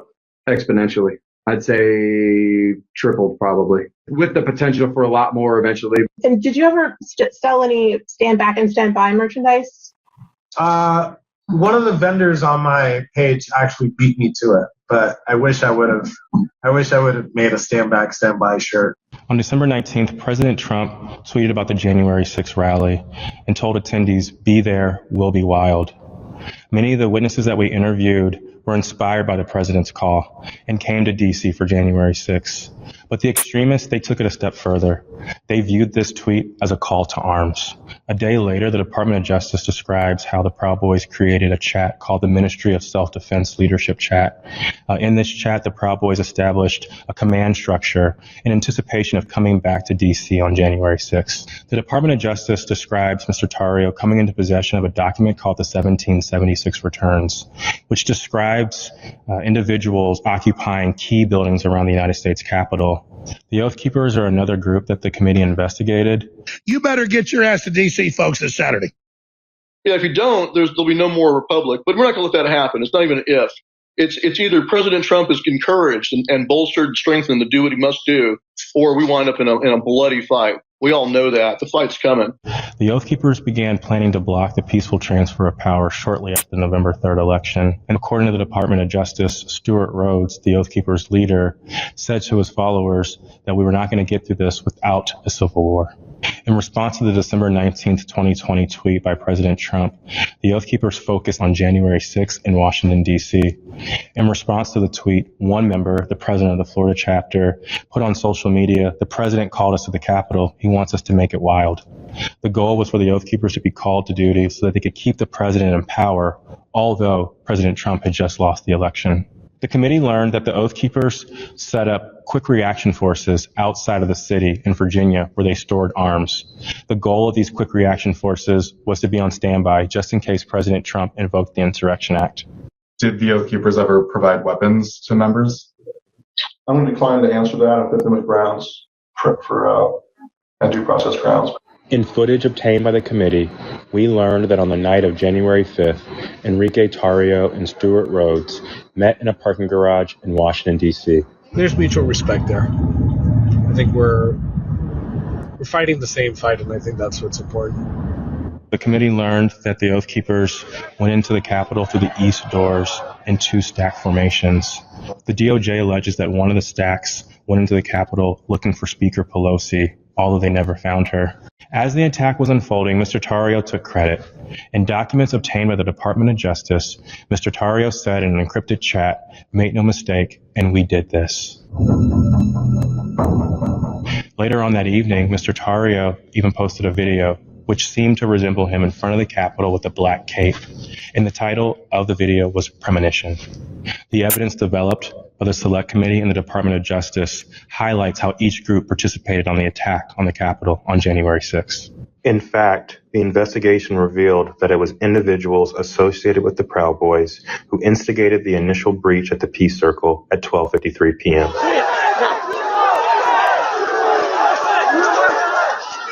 Within 10 minutes, rioters had already filled the Lower West Plaza. By 2 o'clock, rioters had reached the doors on the West and the East Plazas. And by 2:13, rioters had actually broken through the Senate wing door and got into the Capitol building. A series of breaches followed. At 2:25 p.m., rioters breached the east side doors to the Rotunda.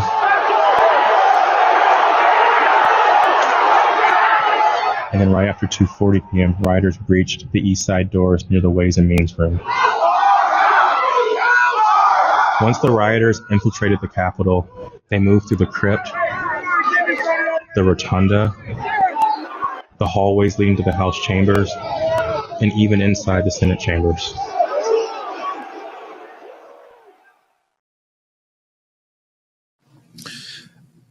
Individuals associated with two violent extremist groups have been charged with seditious conspiracy in connection with the January 6th attack.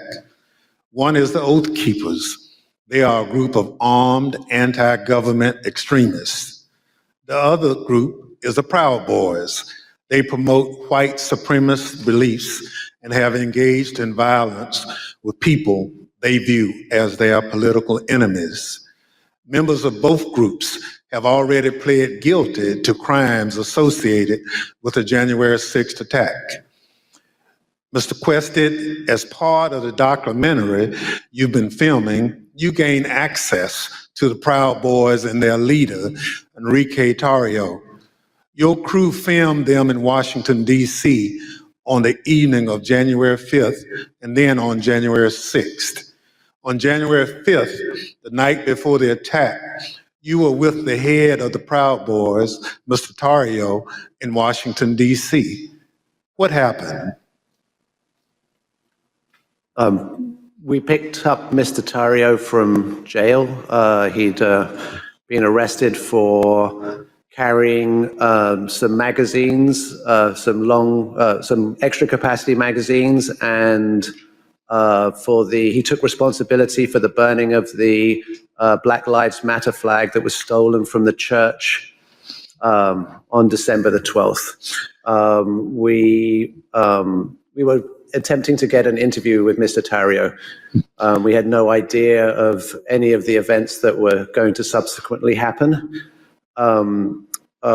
We drove him to pick up his bags from the property department of the police, which is just south of the mall. We picked up his bags and went to get some other bags from the Phoenix Hotel, where we encountered Mr. Stuart Rhodes from the Oath Keepers. By the time I'd gone to park the car, my colleague was saying, who'd got into the car with Mr. Tarrio, that they had moved to a location around the corner, the parking garage of the Hall of Legends, I believe. And so we quickly drove over there. We drove down into the parking garage and filmed the scene of Mr. Tarrio and Mr. Rhodes and certain other individuals in that garage.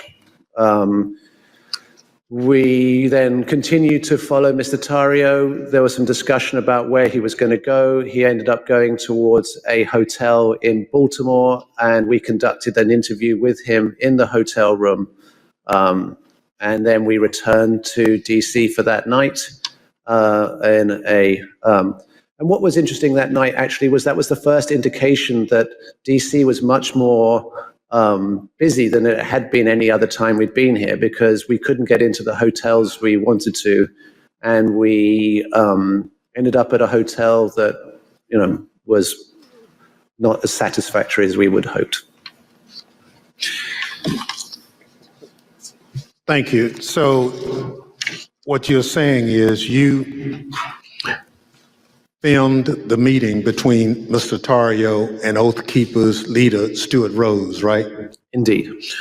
You couldn't hear what was said, but according to the Justice Department indictment of Mr. Tarrio, a participant referenced the Capitol. Now, on the morning of January 6th, you learned the Proud Boys would gather near the rally scheduled to take place near the White House.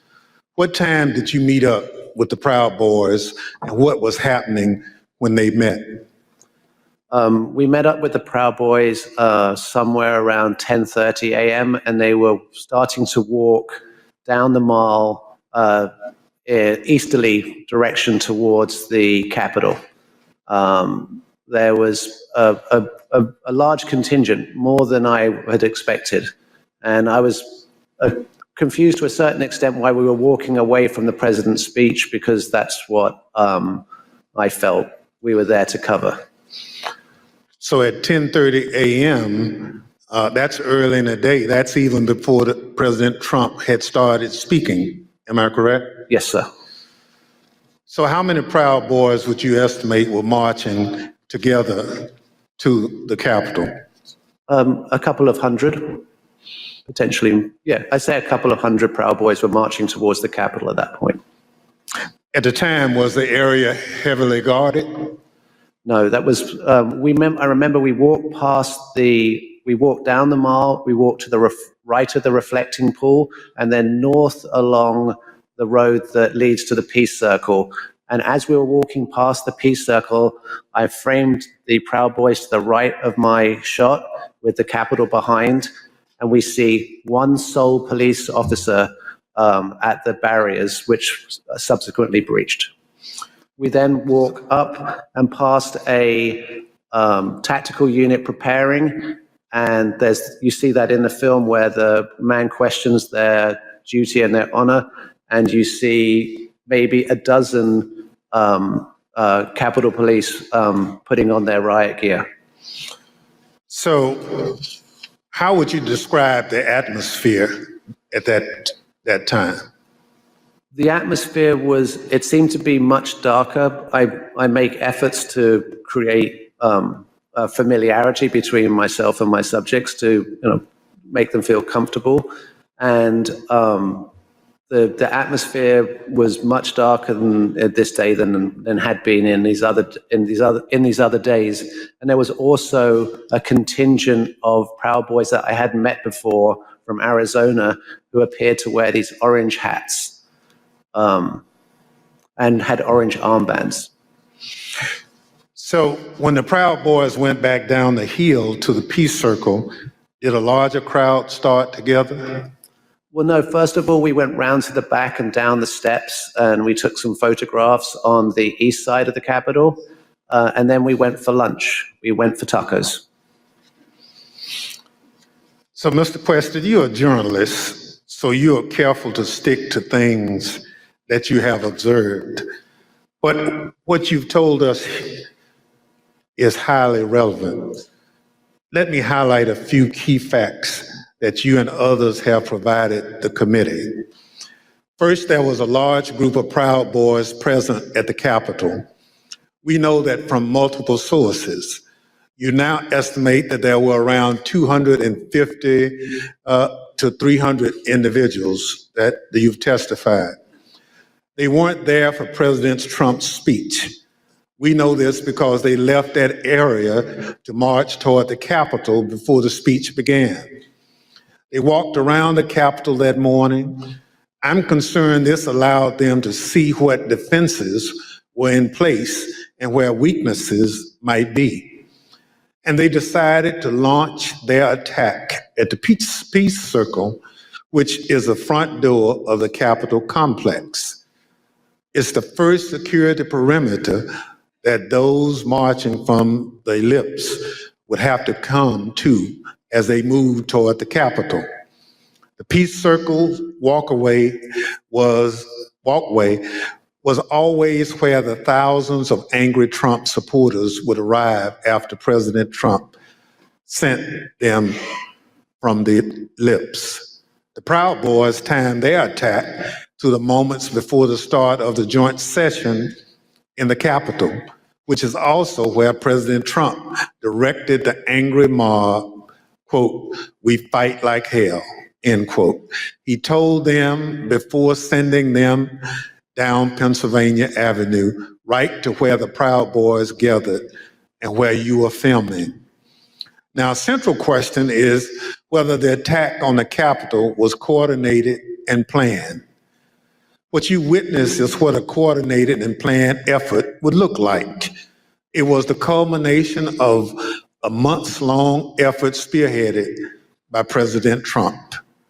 Ms. Quested, thank you for your eyewitness account of the lead up to the breach of the Peace Circle. This brings us to a point in time where you and Officer Edwards were in close proximity. At this point, I reserve the balance of my time pursuant to 5C, Section 8 of House Resolution 503. The chair recognizes the gentlewoman from Wyoming, Ms. Cheney, for questioning. Thank you very much, Mr. Chairman. Officer Edwards, I want to start by thanking you for your service and thank you for your courage. Thank you for being here this evening. I know that it's not easy to relive what happened for you and for the officers behind you and for the family members of officers in the audience this evening. But it's really important for the country to have a full accounting and understand what happened. I want to start, Officer Edwards, with a short clip that shows the horrible moment when you were injured as the Peace Circle was breached.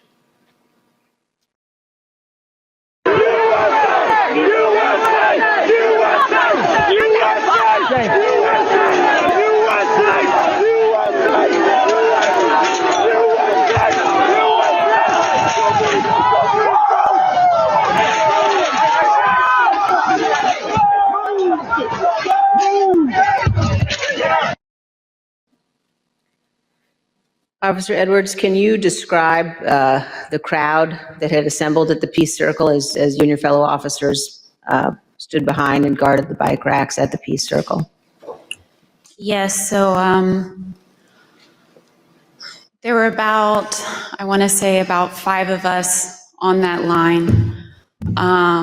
And there was our bike rack, and then at the bottom of the Pennsylvania Avenue walkway, or right by Peace Circle, there was another bike rack. And so the crowd had kind of gathered there. It was the crowd led by Joseph Biggs, and they were mostly in civilian clothes. There were some who had military fatigues on. We could see people with bulletproof vests on, things like that. They didn't seem, extremely cohesive, but they had gathered there in their outfits, but they had gathered there together. And Joseph Biggs started, he had a megaphone, and he started talking about, first it was things kind of relating to Congress, and then the tables started turning once the, what is now the Arizona group is what you said, the crowd with orange hats, they came up chanting F-U-C-K, Antifa, and they joined that group. And once they joined that group, Joseph Biggs' rhetoric turned to the Capitol Police. He started asking us questions like, you didn't miss a paycheck during the pandemic, mentioning stuff about our pay scale was mentioned, and started turning the tables on us. And I've worked, I can, conservatively say probably hundreds of civil disturbance events. I know when I'm being turned into a villain, and that's when I turned to my sergeant and I stated the understatement of the century. I said, Sarge, I think we're going to need a few more people down here. And so after that, I think they started conferring. They went a little silent. They started conferring among each other. I saw the person now identified as Ryan Samsel. He put his arm around Joseph Biggs, and they were talking. And then they started approaching the first barricade. They ripped the first barricade down, and they approached our bike racks. At that time, we started holding on, grabbing the bike racks. There weren't many of us, so I grabbed the middle between two different bike racks. And, I wasn't under any pretense that I could hold it for very long, but I just wanted to, make sure that we could get more people down and get our CDU units time to answer the call. So we started grappling over the bike racks. I felt the bike rack come on top of my head, and I was pushed backwards, and my foot caught the stair behind me, and my chin hit the handrail, and then at that point I had blacked out, but the back of my head clipped the concrete stairs behind me. And you were knocked unconscious, is that right, Officer Edwards? Yes, ma'am. But then when you regained consciousness, even with the injuries, you returned to duty, is that right? Yes, ma'am. At that time, adrenaline kicked in. I ran towards the West Front, and I tried to hold the line at the Senate steps at the Lower West Terrace. More people kept coming at us. It just seemed like, more and more people started, coming onto the West Front. They started overpowering us. And that was right about when MPD's officers showed up.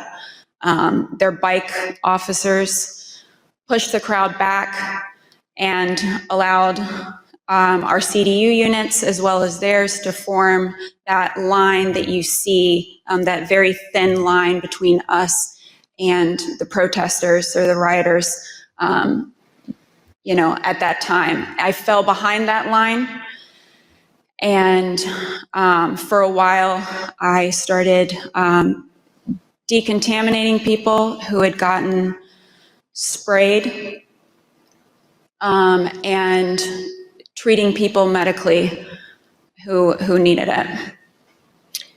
And then you were injured again there on the West Terrace, is that right, Officer Edwards? Yes, ma'am. So after a while, I got back on the line. It was on the house side of the Lower West Terrace. And I was holding that line for a while. There weren't many of us over there. And Officer Sicknick was behind me for most of the time, for about 30 to 45 minutes that I was down there. We were just, as the best we could, we were just, grappling over bike racks and trying to hold them as quick as possible. All of a sudden, I see movement to the left of me, and I turned, and it was Officer Sicknick with his head in his hands, and he was ghostly pale, which I figured at that point that he had been sprayed, and I was concerned. My cop alarm bells went off, because if you get sprayed with pepper spray, you're going to turn red.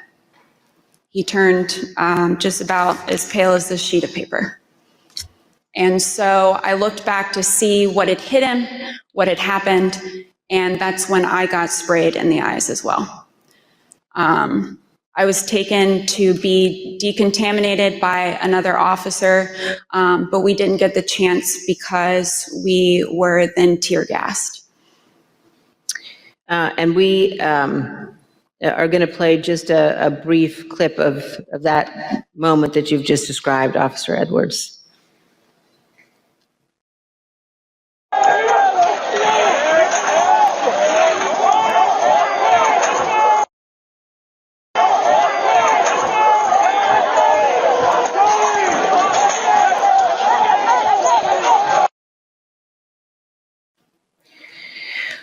Officer Edwards, I just want to thank you for being here. And I know, again, how difficult it is. I know the family of Officer Sicknick as well, who's here tonight. And one of the things one of the Capitol Police officers said to me recently was to ask me whether or not, as members of Congress, all of us understood that on that day, on January 6th, when we were evacuated from the chamber, were led to a safe, undisclosed location, whether we knew that so many of you had rushed out of the building and into the fight.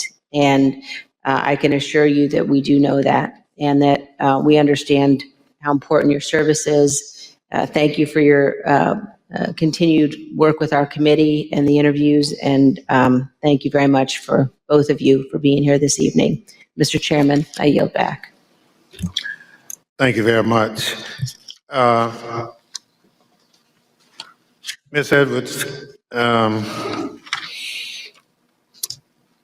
can you give us one memory of that awful day that stands out most vividly in your mind? I can. That time when I talked about falling behind MPD's line, I remember because I had been kind of shielded away because I was holding those stairs, so I wasn't able to really see what was going on over here. When I fell behind that line and I can just remember my breath catching in my throat because what I saw was just a war scene. It was something like I had seen out of the movies. I couldn't believe my eyes. There were officers on the ground, they were bleeding, they were throwing up, they were, they had, I saw friends with blood all over their faces. I was slipping in people's blood. I was catching people as they fell. It was carnage. It was chaos. I can't even describe what I saw. Never in my wildest dreams did I think that as a police officer, as a law enforcement officer, I would find myself in the middle of a battle. I'm trained to detain, a couple of subjects and handle a crowd, but I'm not combat trained. And that day, it was just hours of hand-to-hand combat, hours of dealing with things that were way beyond any law enforcement officer has ever trained for. And I just remember that moment of stepping behind the line and just seeing the absolute war zone that the West Front had become.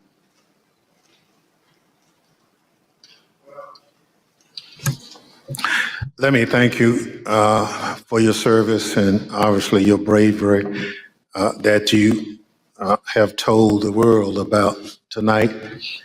It's unfortunate that you had to defend the Capitol from fellow Americans. None of us would ever think that that would have to happen, but it did. So let me thank our witnesses for joining us tonight and sharing their experiences with America. Throughout my chairmanship of this committee, I've continuously vowed that this committee will ensure a comprehensive account of the heroic acts on January 6th, and that we will follow the facts wherever they lead. Your testimony is an essential part of that record and helps us do our job. Mr. Quested, thank you for sharing your footage and your account of the day's events with us. The images you recorded and have shared with the committee do a better job than any of our words in reinforcing the violence of January 6th. We hope that the power of your footage help encourage all Americans to consider how citizens with so much in common could viciously brawl at the seat of their democratic government. Officer Edwards, thank you for your brave service, as I indicated, on January 6th, and all you did to protect us, and most importantly, our democracy. If you and your fellow officers hadn't held the line against those violent insurrectionists, we can only imagine the disaster that would have ensued. Your heroism in the face of danger is admirable, and your will to continue to protect and serve despite your serious injuries should be an inspiration to all of us. We wish you a continued recovery and look forward to seeing you back in uniform sometime soon. The members of the Select Committee may have additional questions for tonight's witnesses, and we ask that you respond expeditiously in writing to those questions. Without objections, members will be permitted 10 business days to submit statements for the record, including opening remarks and additional questions for the witnesses. The witnesses have just told us what they heard the rioters saying while they stormed the Capitol on that day. Now we're going to hear it from the rioters themselves. Without objection, I include in the record a video presentation. So we were invited by the President of the United States! What really made me want to come was the fact that, you know, I had supported Trump all that time.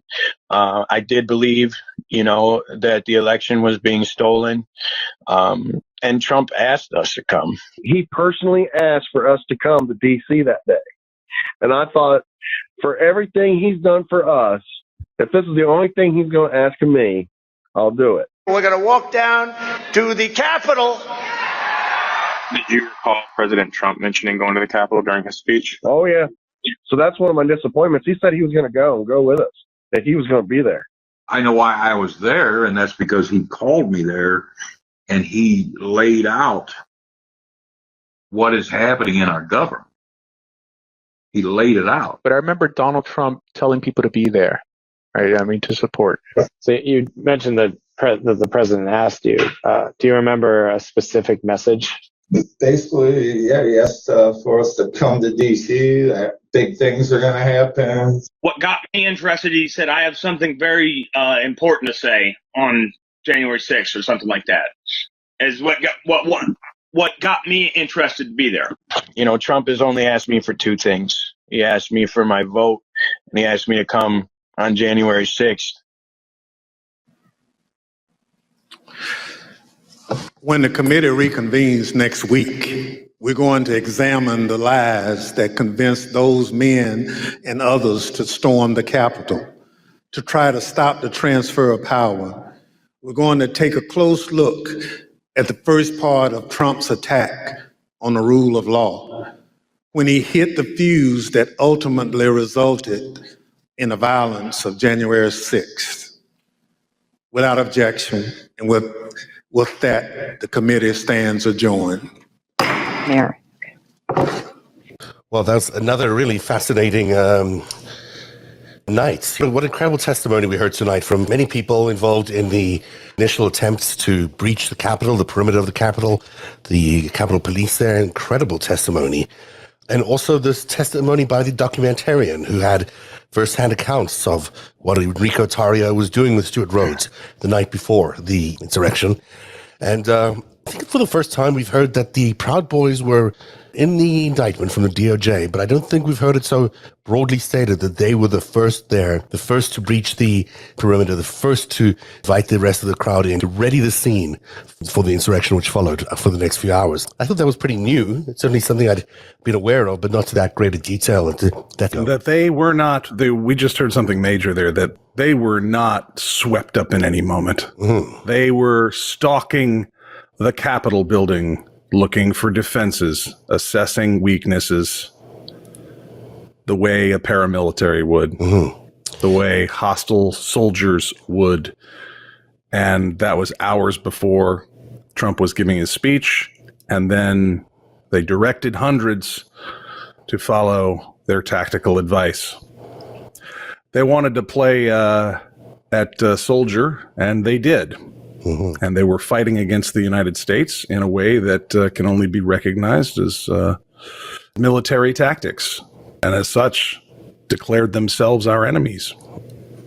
Yeah, and we've had footage on this show, specifically of the Proud Boys that morning, marching towards there and certainly saying some unusual things, but we did not know how close they were in terms of like the actual scene of that perimeter being infiltrated. I think that's a very significant piece of evidence that we heard tonight, and something that really needs to be understood in terms of Roger Stone in particular. You know, we talk a lot about Roger Stone, his involvement in all of this, but his direct involvement really is with the Proud Boys.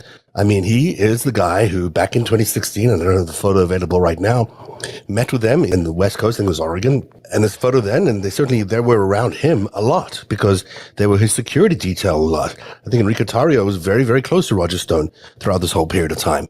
Now, you don't have to be, it's not only one step away from Donald Trump to realize that's puts Donald Trump really one person away from people who started the infiltration there and the insurrection into the Capitol. And that Roger Stone is one of his closest advisors. We're no longer talking about trying to cross a mile of territory here. This is one person we're talking about. Well, we don't even need that. He said, "I love you" at the end of it. You know, and he knew about it. And he was told the whole time. And we know from General Milley that he did not call anybody to give them the authority or the command to defend the Capitol. Mike Pence did, but he didn't have the authority while Donald Trump was still around, which really differentiates the two men and changes Pence's role in this. I think we knew he was taking positive steps on preserving the Republic, but we've heard that now. That's why these hearings are important, guys. Everyone's like, we've all heard this. Nope. We've got very critical new information out there that helps evolve the story that we understand. Especially Milley's reaction to what Trump told him that what he was concerned about was narratives, but it was around whether, they could shift the narrative from Mike Pence being in charge to him being in charge. I mean, this is what you're worried about, is the Capitol is being surrounded by violent mob and lawmakers are being threatened. This is your reaction. It's disgusting. It's disgusting. Spoken like a reality TV, self-centered, treasonous piece of sewage. Sure. When is America going to wake up, or at least the parts of America that still think this guy is a viable leader of any form? When do they wake up to this notion that this whole thing, the entire Trump presidency, was one ginormous lie created to just entitle him and his family and his mobster friends to earn a fortune of money from you, the American people? Because that is really, you look at all of this, you look at his only intention there, the only thing he wanted was to stay in power. That's the only goal that he had. And, the clip at the end there with one of the supporters saying, President Trump asked me for two things: his vote when we voted him in, and his help in staying in power. That's basically all he cared about, was staying in power. And I don't know how America shakes itself out of this belief that he was something other than a con man and a liar, but that's all he was. That's all he is. We can't press this enough. I think you're giving him too much credit. Yeah, probably. I mean, they attempted to coordinate the end of democracy. He's worse than just a venal mob scumbag. Mm-hmm. I'm in St. Louis. We got tons of those guys around here. But Donald Trump was in a very specific position. Mm-hmm. But I'd love to talk about some of the other things that we learned.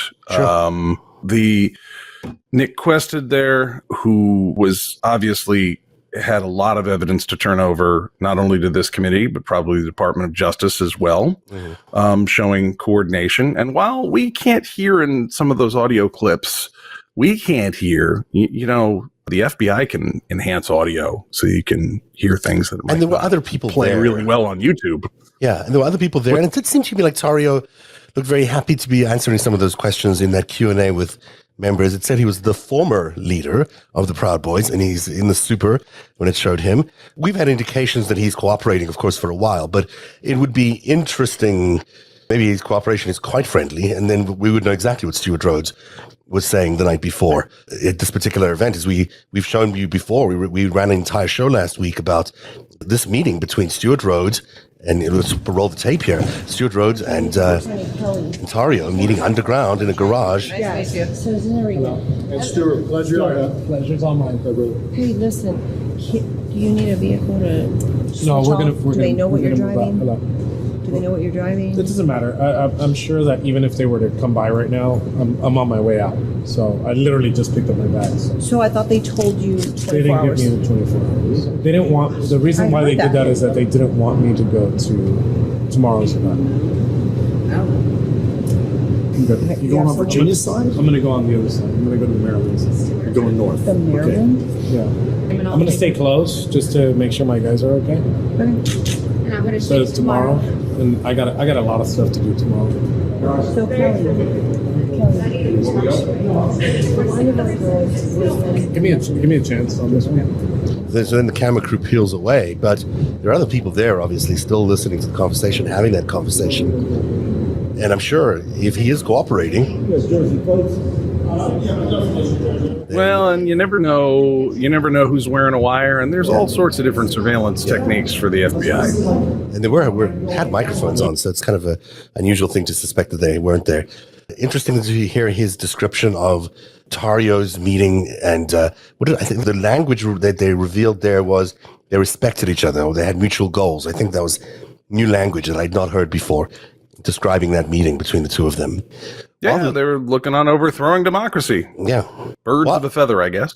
While the hearing was going on, I updated this slide, which we started off the show with, because Liz Cheney identified 7 specific conspiracies. Now, she's called them slightly different things, but basically there's a 7-play book here in terms of what was being done to overthrow democracy. And you know, when you see it spelt out like this, you certainly don't think of this as a chance act or a chance, uprising by a protest that went wrong. This clearly was a very planned, expensive operation that lasted for months, and we'll be learning more about this in the weeks ahead as the commission explains all of this.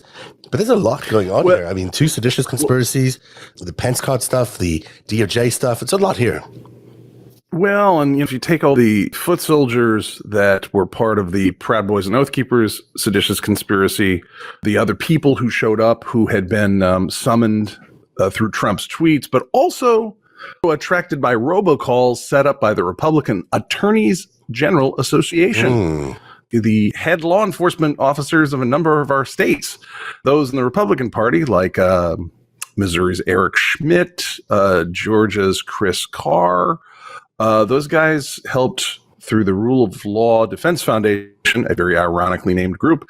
They helped often while using state tax dollars, their state offices' assets, against the law. They use them not just for political purposes, but for seditious purposes, and helped put the foot soldiers behind seditious conspiracy parts of the wheel there. So I have a feeling we're going to hear more about that as the next 2 weeks unfold. You're very right about the Attorney General's Association. They, of course, were the key funders, to a large extent, of some of the people traveling to January the 6th. There's another related tape regarding fundraising before the January the 6th event, and I just want to make sure I have it. But it involves Roger Stone basically asking for money. So his security Isn't he teams, always? Isn't he always? He is always, in fact, asking for money. But This tape has not received a lot of attention, if any attention, and I don't know why. It's been sitting in my archives for a while, but I want to play it for everyone so you get a sense of where his head was at, raising money for these guys. To help us have the impact we want, to change history, and to stand up for the greatest president since Abraham Lincoln, please go to stopthesteal.org. That's stopthesteal.org, and help us pay for the staging, the transportation, and most importantly, the security of our peaceful protesters. Thank you, and God bless you. I'll see you in Washington, January 6th. I mean, regardless, that whole image there is just weird beyond belief, but... Now, weren't there some vendors who put up the staging who were actually, regulars used by Paul Manafort, I believe? Oh. It wouldn't surprise me. It wouldn't surprise me. I mean, hidden behind all of this is a lot of operatives. I've identified many of them as being Russian operatives, but there's a lot of activity going on behind the scenes here to make all these people not only radicalized, but show up on time. The hotels, the travel expenses, as Roger Stone was just fundraising there for them. I mean, that's a lot of money. There's a lot of money to get people there. Sure. For thousands and thousands gas of money. people. Yeah. Yeah. I mean, buses and all that. Weapons. Yeah. We note that we saw some footage there that Stuart Rhodes of the Oath Keepers, when asked whether he provided weaponry to other people, which of course is a big no-no in the Capitol. You can't have a super soaker there without getting somebody's hackles up, much less a firearm. Right. And, he said, well, I'm not going to answer for due process reasons or whatever, which basically pleaded the fifth. This is the thing about the internet when you have these open spigots of money, right? And we had this trucker convoy that was heading to mess up DC traffic a few weeks back, and they got like $1.5 million. And it's like, where'd that come from? Was there any money from UAE, Saudi, China, Mexico, Venezuela? I mean, those are the right questions to be asking, because it's so expensive to do these things. And America's not exactly, Americans, especially in the middle of the country, are not exactly flush with money to the point where they're like, oh yeah, let's just go and attack this. These are tough times. 25% of the people who showed up there, when they've been doing the demographics of who was at the attack, like 1/4 of the people had declared bankruptcy. That is not the national average in terms of demographics for bankruptcy declaration. We've been talking about this since day one. You and I have sat here for many years talking about the infiltration of America by foreign intelligence assets and agencies, infiltrating our ecosystem, our media systems, infiltrating our politics, owning political parties, owning politicians across the country, and regaining a level of influence that is unparalleled. I mean, when you own the politicians and you own the media and you own every big industry in a country, in a state or city, boy, you have a lot of power. And you want to make people upset about something, you'll make people upset about something because you control all the levers of power. So sure, Americans shouldn't feel that this is being so much something that they've done, but it's something that's been done to them to a large extent. This polarization, which seems so artificial and is so artificial, it comes from a very sophisticated source. And it certainly looks like the playbook that the Russians have been using for many years. We sound like broken records over here, but it's one of those things that if we don't keep saying it, it's easy to forget. And then you're wondering why fellow Americans are acting like this. They're acting like this largely to the point because they've been pushed into these corners, as you pointed out as well, with Fox News not covering tonight's hearings. I mean, that's just because they're part of it. We get the text between Sean Hannity and the White House while this is all going on. They're strategizing. That's why they're not covering it, because they're already eyebrows deep in this thing. It's the only thing that's left for Fox News is to go off the air and to go to prison. And really, Americans can do nothing better for themselves than to turn off Fox News tonight and never turn it on again. It is a piece of garbage. It's not news. It's not journalism. It is just a bunch of fancy lights and parading in front of you a lot of lies. Lies that are designed to incite you to believe in leaders like Donald Trump, who's nothing more than a criminal. I mean, he's an absolute criminal. He's responsible for the deaths of people that day. And he doesn't even care. I mean, it's not even like we ever heard him even a note of remorse about the fact that people died on January the 6th. Nothing at all. All he cares about is he's a sociopath. Yeah. I mean, look, these are sociopathic elements, and it's hard for people that have kind of normal emotional structures and care about people and don't like to see people in pain and would like to see good things happen. It's hard to understand the effect of sociopaths. which is the people that wanted to overthrow this democracy and wanted to enslave us. They wanted to subjugate us. And the reason that they don't show remorse is because they never had any to begin with. That's not a feature of their psyche. And that's why we just have to be the grown-ups in the room here and just put the people in prison that need to go to prison. That's why we have prison. I don't think everybody who commits different crimes should be railroaded to prison. I think we have an over-incarcerate our population in the United States. But some people who are clear and present dangers to the population here need to go away and pay for their crimes so they never happen again. And gosh darn it, I think seditious conspiracy, violent overthrow of the U.S. government, I think that's a great use of penitentiary there. I think a whole so lot too. of people involved in this need to go. And this goes to the entire leadership of the GOP that has been, people are still going to vote for these guys in November. And it's galling to think that this political party with that leadership may retain their seats in power in this November is unbelievable. But this group of people here in particular, these people were directly involved in everything that went on January the 6th. They all need to resign, and they do all need to go to jail. I mean, it's stunning that Kevin McCarthy still believes he has a place in politics. I mean, where in the world would you have supported an insurrection and then find yourself still jockeying for a position as the speaker? These people were paid to be there. Many of them may have been compromised, and they made their last decisions as an adult a long time ago. So, I mean... All right, if you tell me that. But that's why they keep going. Yeah. Paid to be there by not good people, presumably. Sex with farm animals on tape? Who knows? There's a lot of different reasons people do what they do. The number of true believers is smaller than one would think, and the number of people that are just find themselves in certain positions in society, doing the bidding of people even worse than them, that's a thing. So who knows? But this is the interesting thing about when you get to the criminal prosecution portion of this. It doesn't really matter their mindset at the time that they might have committed a specific crime, but to a degree their motivation, unless it is just understood that they are political operatives and or ideological freak shows. But if they gave a tour of the Capitol so that these people would know where to go to try and kill Mike Pence, then that I don't really care why they did it. I don't care what their self-justification was or to get into whatever MAGA means to them. I don't care. Did you take part in this seditious conspiracy that had the end of the American Republic as its goal?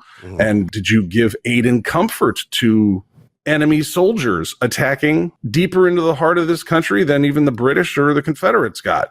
If so, go to prison. I don't even want to discuss it that much. It's just like, did you do it? And that's what's happening here is we're getting the broader sense of this story. And sometimes I'm sure you and I both feel like we've been looking at these ugly mugs on these cards for a long time. And we've been telling the story, but with getting this through to you were talking about when is America going to wake up here? To give you an idea of the laws of large numbers around this, Nixon didn't resign until his popularity was 17%. And that didn't hit until the last minute. It was not until the tapes came out, he was still, I think I have to go get the charts, but he was still somewhere in the 40s, low 40s. I think it's correct. Until then the tapes, and I was well, you tell those rat bastards, blah, blah, blah. And then America was oh. And then, people started being indicted. And that's when George Herbert Walker Bush took a walk over to Nixon's office, sat down and said, sir, you no longer have the support of your party. You can either resign and get on that chopper over there, or we're going to impeach you. Was it Bush who did that? It was George Herbert Walker Bush, 41st president of the United States, was the man who walked in and was like, hey, just wanted to have a chat. You're done. Well, Bush 41 becomes a more interesting character every year that goes by. He is certainly fascinating, and stewardship of the CIA, most interesting periods of his life. Interesting, huh? Interesting. Yeah, very interesting. You mentioned all these countries, we've been calling them the multinational conspiracy or alliance or whatever against democracy. One thing that struck me listening to tonight's testimony, and I went back and pulled up this one photograph, which I just can't ever escape, is this photograph of Benjamin Netanyahu at the launch of Breitbart, the alt-right magazine, which Stephen Bannon ultimately took into his own personal mission to build up the alt-right. So all those people who showed up on January the 6th, he built that force, that army while he was working at Breitbart. And it's surprising. A strange anti-Semitic group, don't you think? Yeah. And there's Benjamin Netanyahu, who really was at the heart of its launch. Speaks volumes. This is not a new piece of information, but it certainly speaks volumes about the number of foreign interests that are meddling in our politics, that are constantly trying to move us into directions that are not the will of the American people. And when you see gridlock where you can't pass gun legislation, which is common sense gun legislation, you know that's the reason why. The reason is because these foreign entities don't care about your ability to take your kids to school safely. They care about disrupting America. They care about disrupting democracy. They probably care about the oil price, but that's as far as they go, and they want the oil price to go up, not down. I mean, they are not interested. And American politicians who sell out to these foreign politicians have a lot to answer for, and frankly, should all be under these sedition charges. It's clear what their involvement has been. I think we need to let the facts take us where they lead us. To recap what we heard tonight, we found out just how vociferously Bill Barr claims to have rejected Trump's notions, being persuasive enough to take Ivanka along with him on that intellectual journey. We've got Liz Cheney claiming that we're going to hear how much the Trump people never believed this big lie to begin with, which is why it's a lie, right? And we know that this was anything but tourism and anything but a coordinated paramilitary assault that had really nothing to do with anything spontaneous at Trump's speech. So we know that Enrique Tarrio was banished to Baltimore, and it was funny watching. They said he ended up in what Quested was saying that they ended up in a Baltimore hotel, and the guy, it's very DC culture. Like the guy behind him was like smirking, like, "Oh, you bastards ended up all the way up in Ellicott City or somewhere." Like he had a good line. Not up to our satisfaction or something. That's right. Really intense night. Nice to get a little DC humor in there, like, oh shit, downtown Baltimore or something. Okay. But if there's one thing for people to have taken away tonight, it's this idea that this was not a spontaneous riot. This was something that was organized, and it is clearly, and this is Liz Cheney's words, we will show meticulously how a group of Proud Boys led a mob to occupy the Capitol. And I think that is breaking news. That is breaking news. That's a big deal.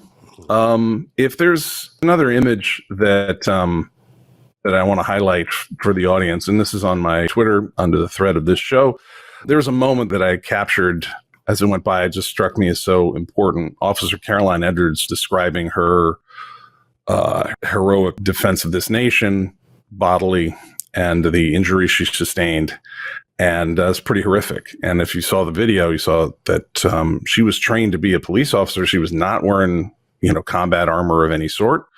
She was left as a sitting duck out there by members of the U.S. government who had the intelligence to know that this attack was on the way. And she was one of many who was left defenseless and still did her solemn duty and went beyond the call, was knocked unconscious, got back up after her concussion,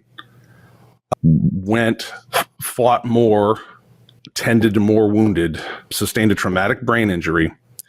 And there's a moment in the testimony where Benny Thompson says, "Hey, we might see you back. Have a good recovery. We look forward to seeing you back in uniform." And when he said, "See you back in uniform," she smiled. After all that, she still wants to serve this nation. And that is what this is all about. Not just casting down and holding to account the villains, but holding up the highest standards and ideals of this nation. And you see them, they come out when you least expect them and where they have least reason to after given that much. But the whole shooting match there. I thought her testimony was remarkable and touching and brought tears to my eyes. I think that there is a lot of heroism that went on that day. And that's the ultimate promise of America. I mean, we all live in a world where, we can all choose to be good or bad. And this is really what this battle has come down to as we head into another election season. People oversimplify it sometimes by saying it's light versus dark. It's good versus bad. It's whatever. It's exactly where we're at. It's exactly where we're at in this at this point of American history. And pick a side and choose carefully, because at the end of the day, I mean, odds are the good guy's going to win. Hopefully they're going to win. It certainly seems to me like that's where we're heading. I thought the hearing today was well produced, and I was a little worried that it was going to land up looking like Good Morning America. It was not. I think the Goldstone team there did a good job. It was interesting that we only heard from the chairman and the vice chairman. We did not hear from any of the other panelists and other people on the DS, and I thought it was fine. It worked for me. I didn't mind that at all. And I thought it was well put together and extremely high pressure situation for these people to be testifying in prime time with a number of people watching tonight. And I think they all were exemplary. I think they all did a great job testifying. I mean, I think, this really moved the rock. We really got a lot of work done tonight as a country, and kudos to everybody. And rest up. We'll have more in a few days. And on the 10th. And I should tell people that if they are still interested in downloading, a lot of people have been downloading this graphic, and I thank you very much for doing that, because it really helps us fund this programming. But also, I'm glad you appreciate all the connections that it brings up. So for those of you who haven't had a chance to take a look at it and download it, there's a digital download. I think it's under $3 in most cases. So please check it out, and maybe you can become a proud owner of our digital download. It's also available in 2 different physical form in terms of it being a binder and also a poster. You can also support Narrative at patreon.com/narrative. And finally tonight, if you're watching on YouTube, don't forget to subscribe. And if you're watching a podcast or listening on a podcast later on, don't forget to subscribe as well and rate and review. And as that is the end of our latest I've ever been up with Narrative, way past my bedtime, and hopefully my allergies give way next time I see you. Zev will be rocking the Claritin and taking tomorrow off, folks, and we'll see you soon enough. See you next Tuesday on Narrative. And thanks again for being here. Ciao. Narrative is made possible by viewers like you. Join today and support truly independent journalism at patreon.com/narrative. That's patreon.com/narrative.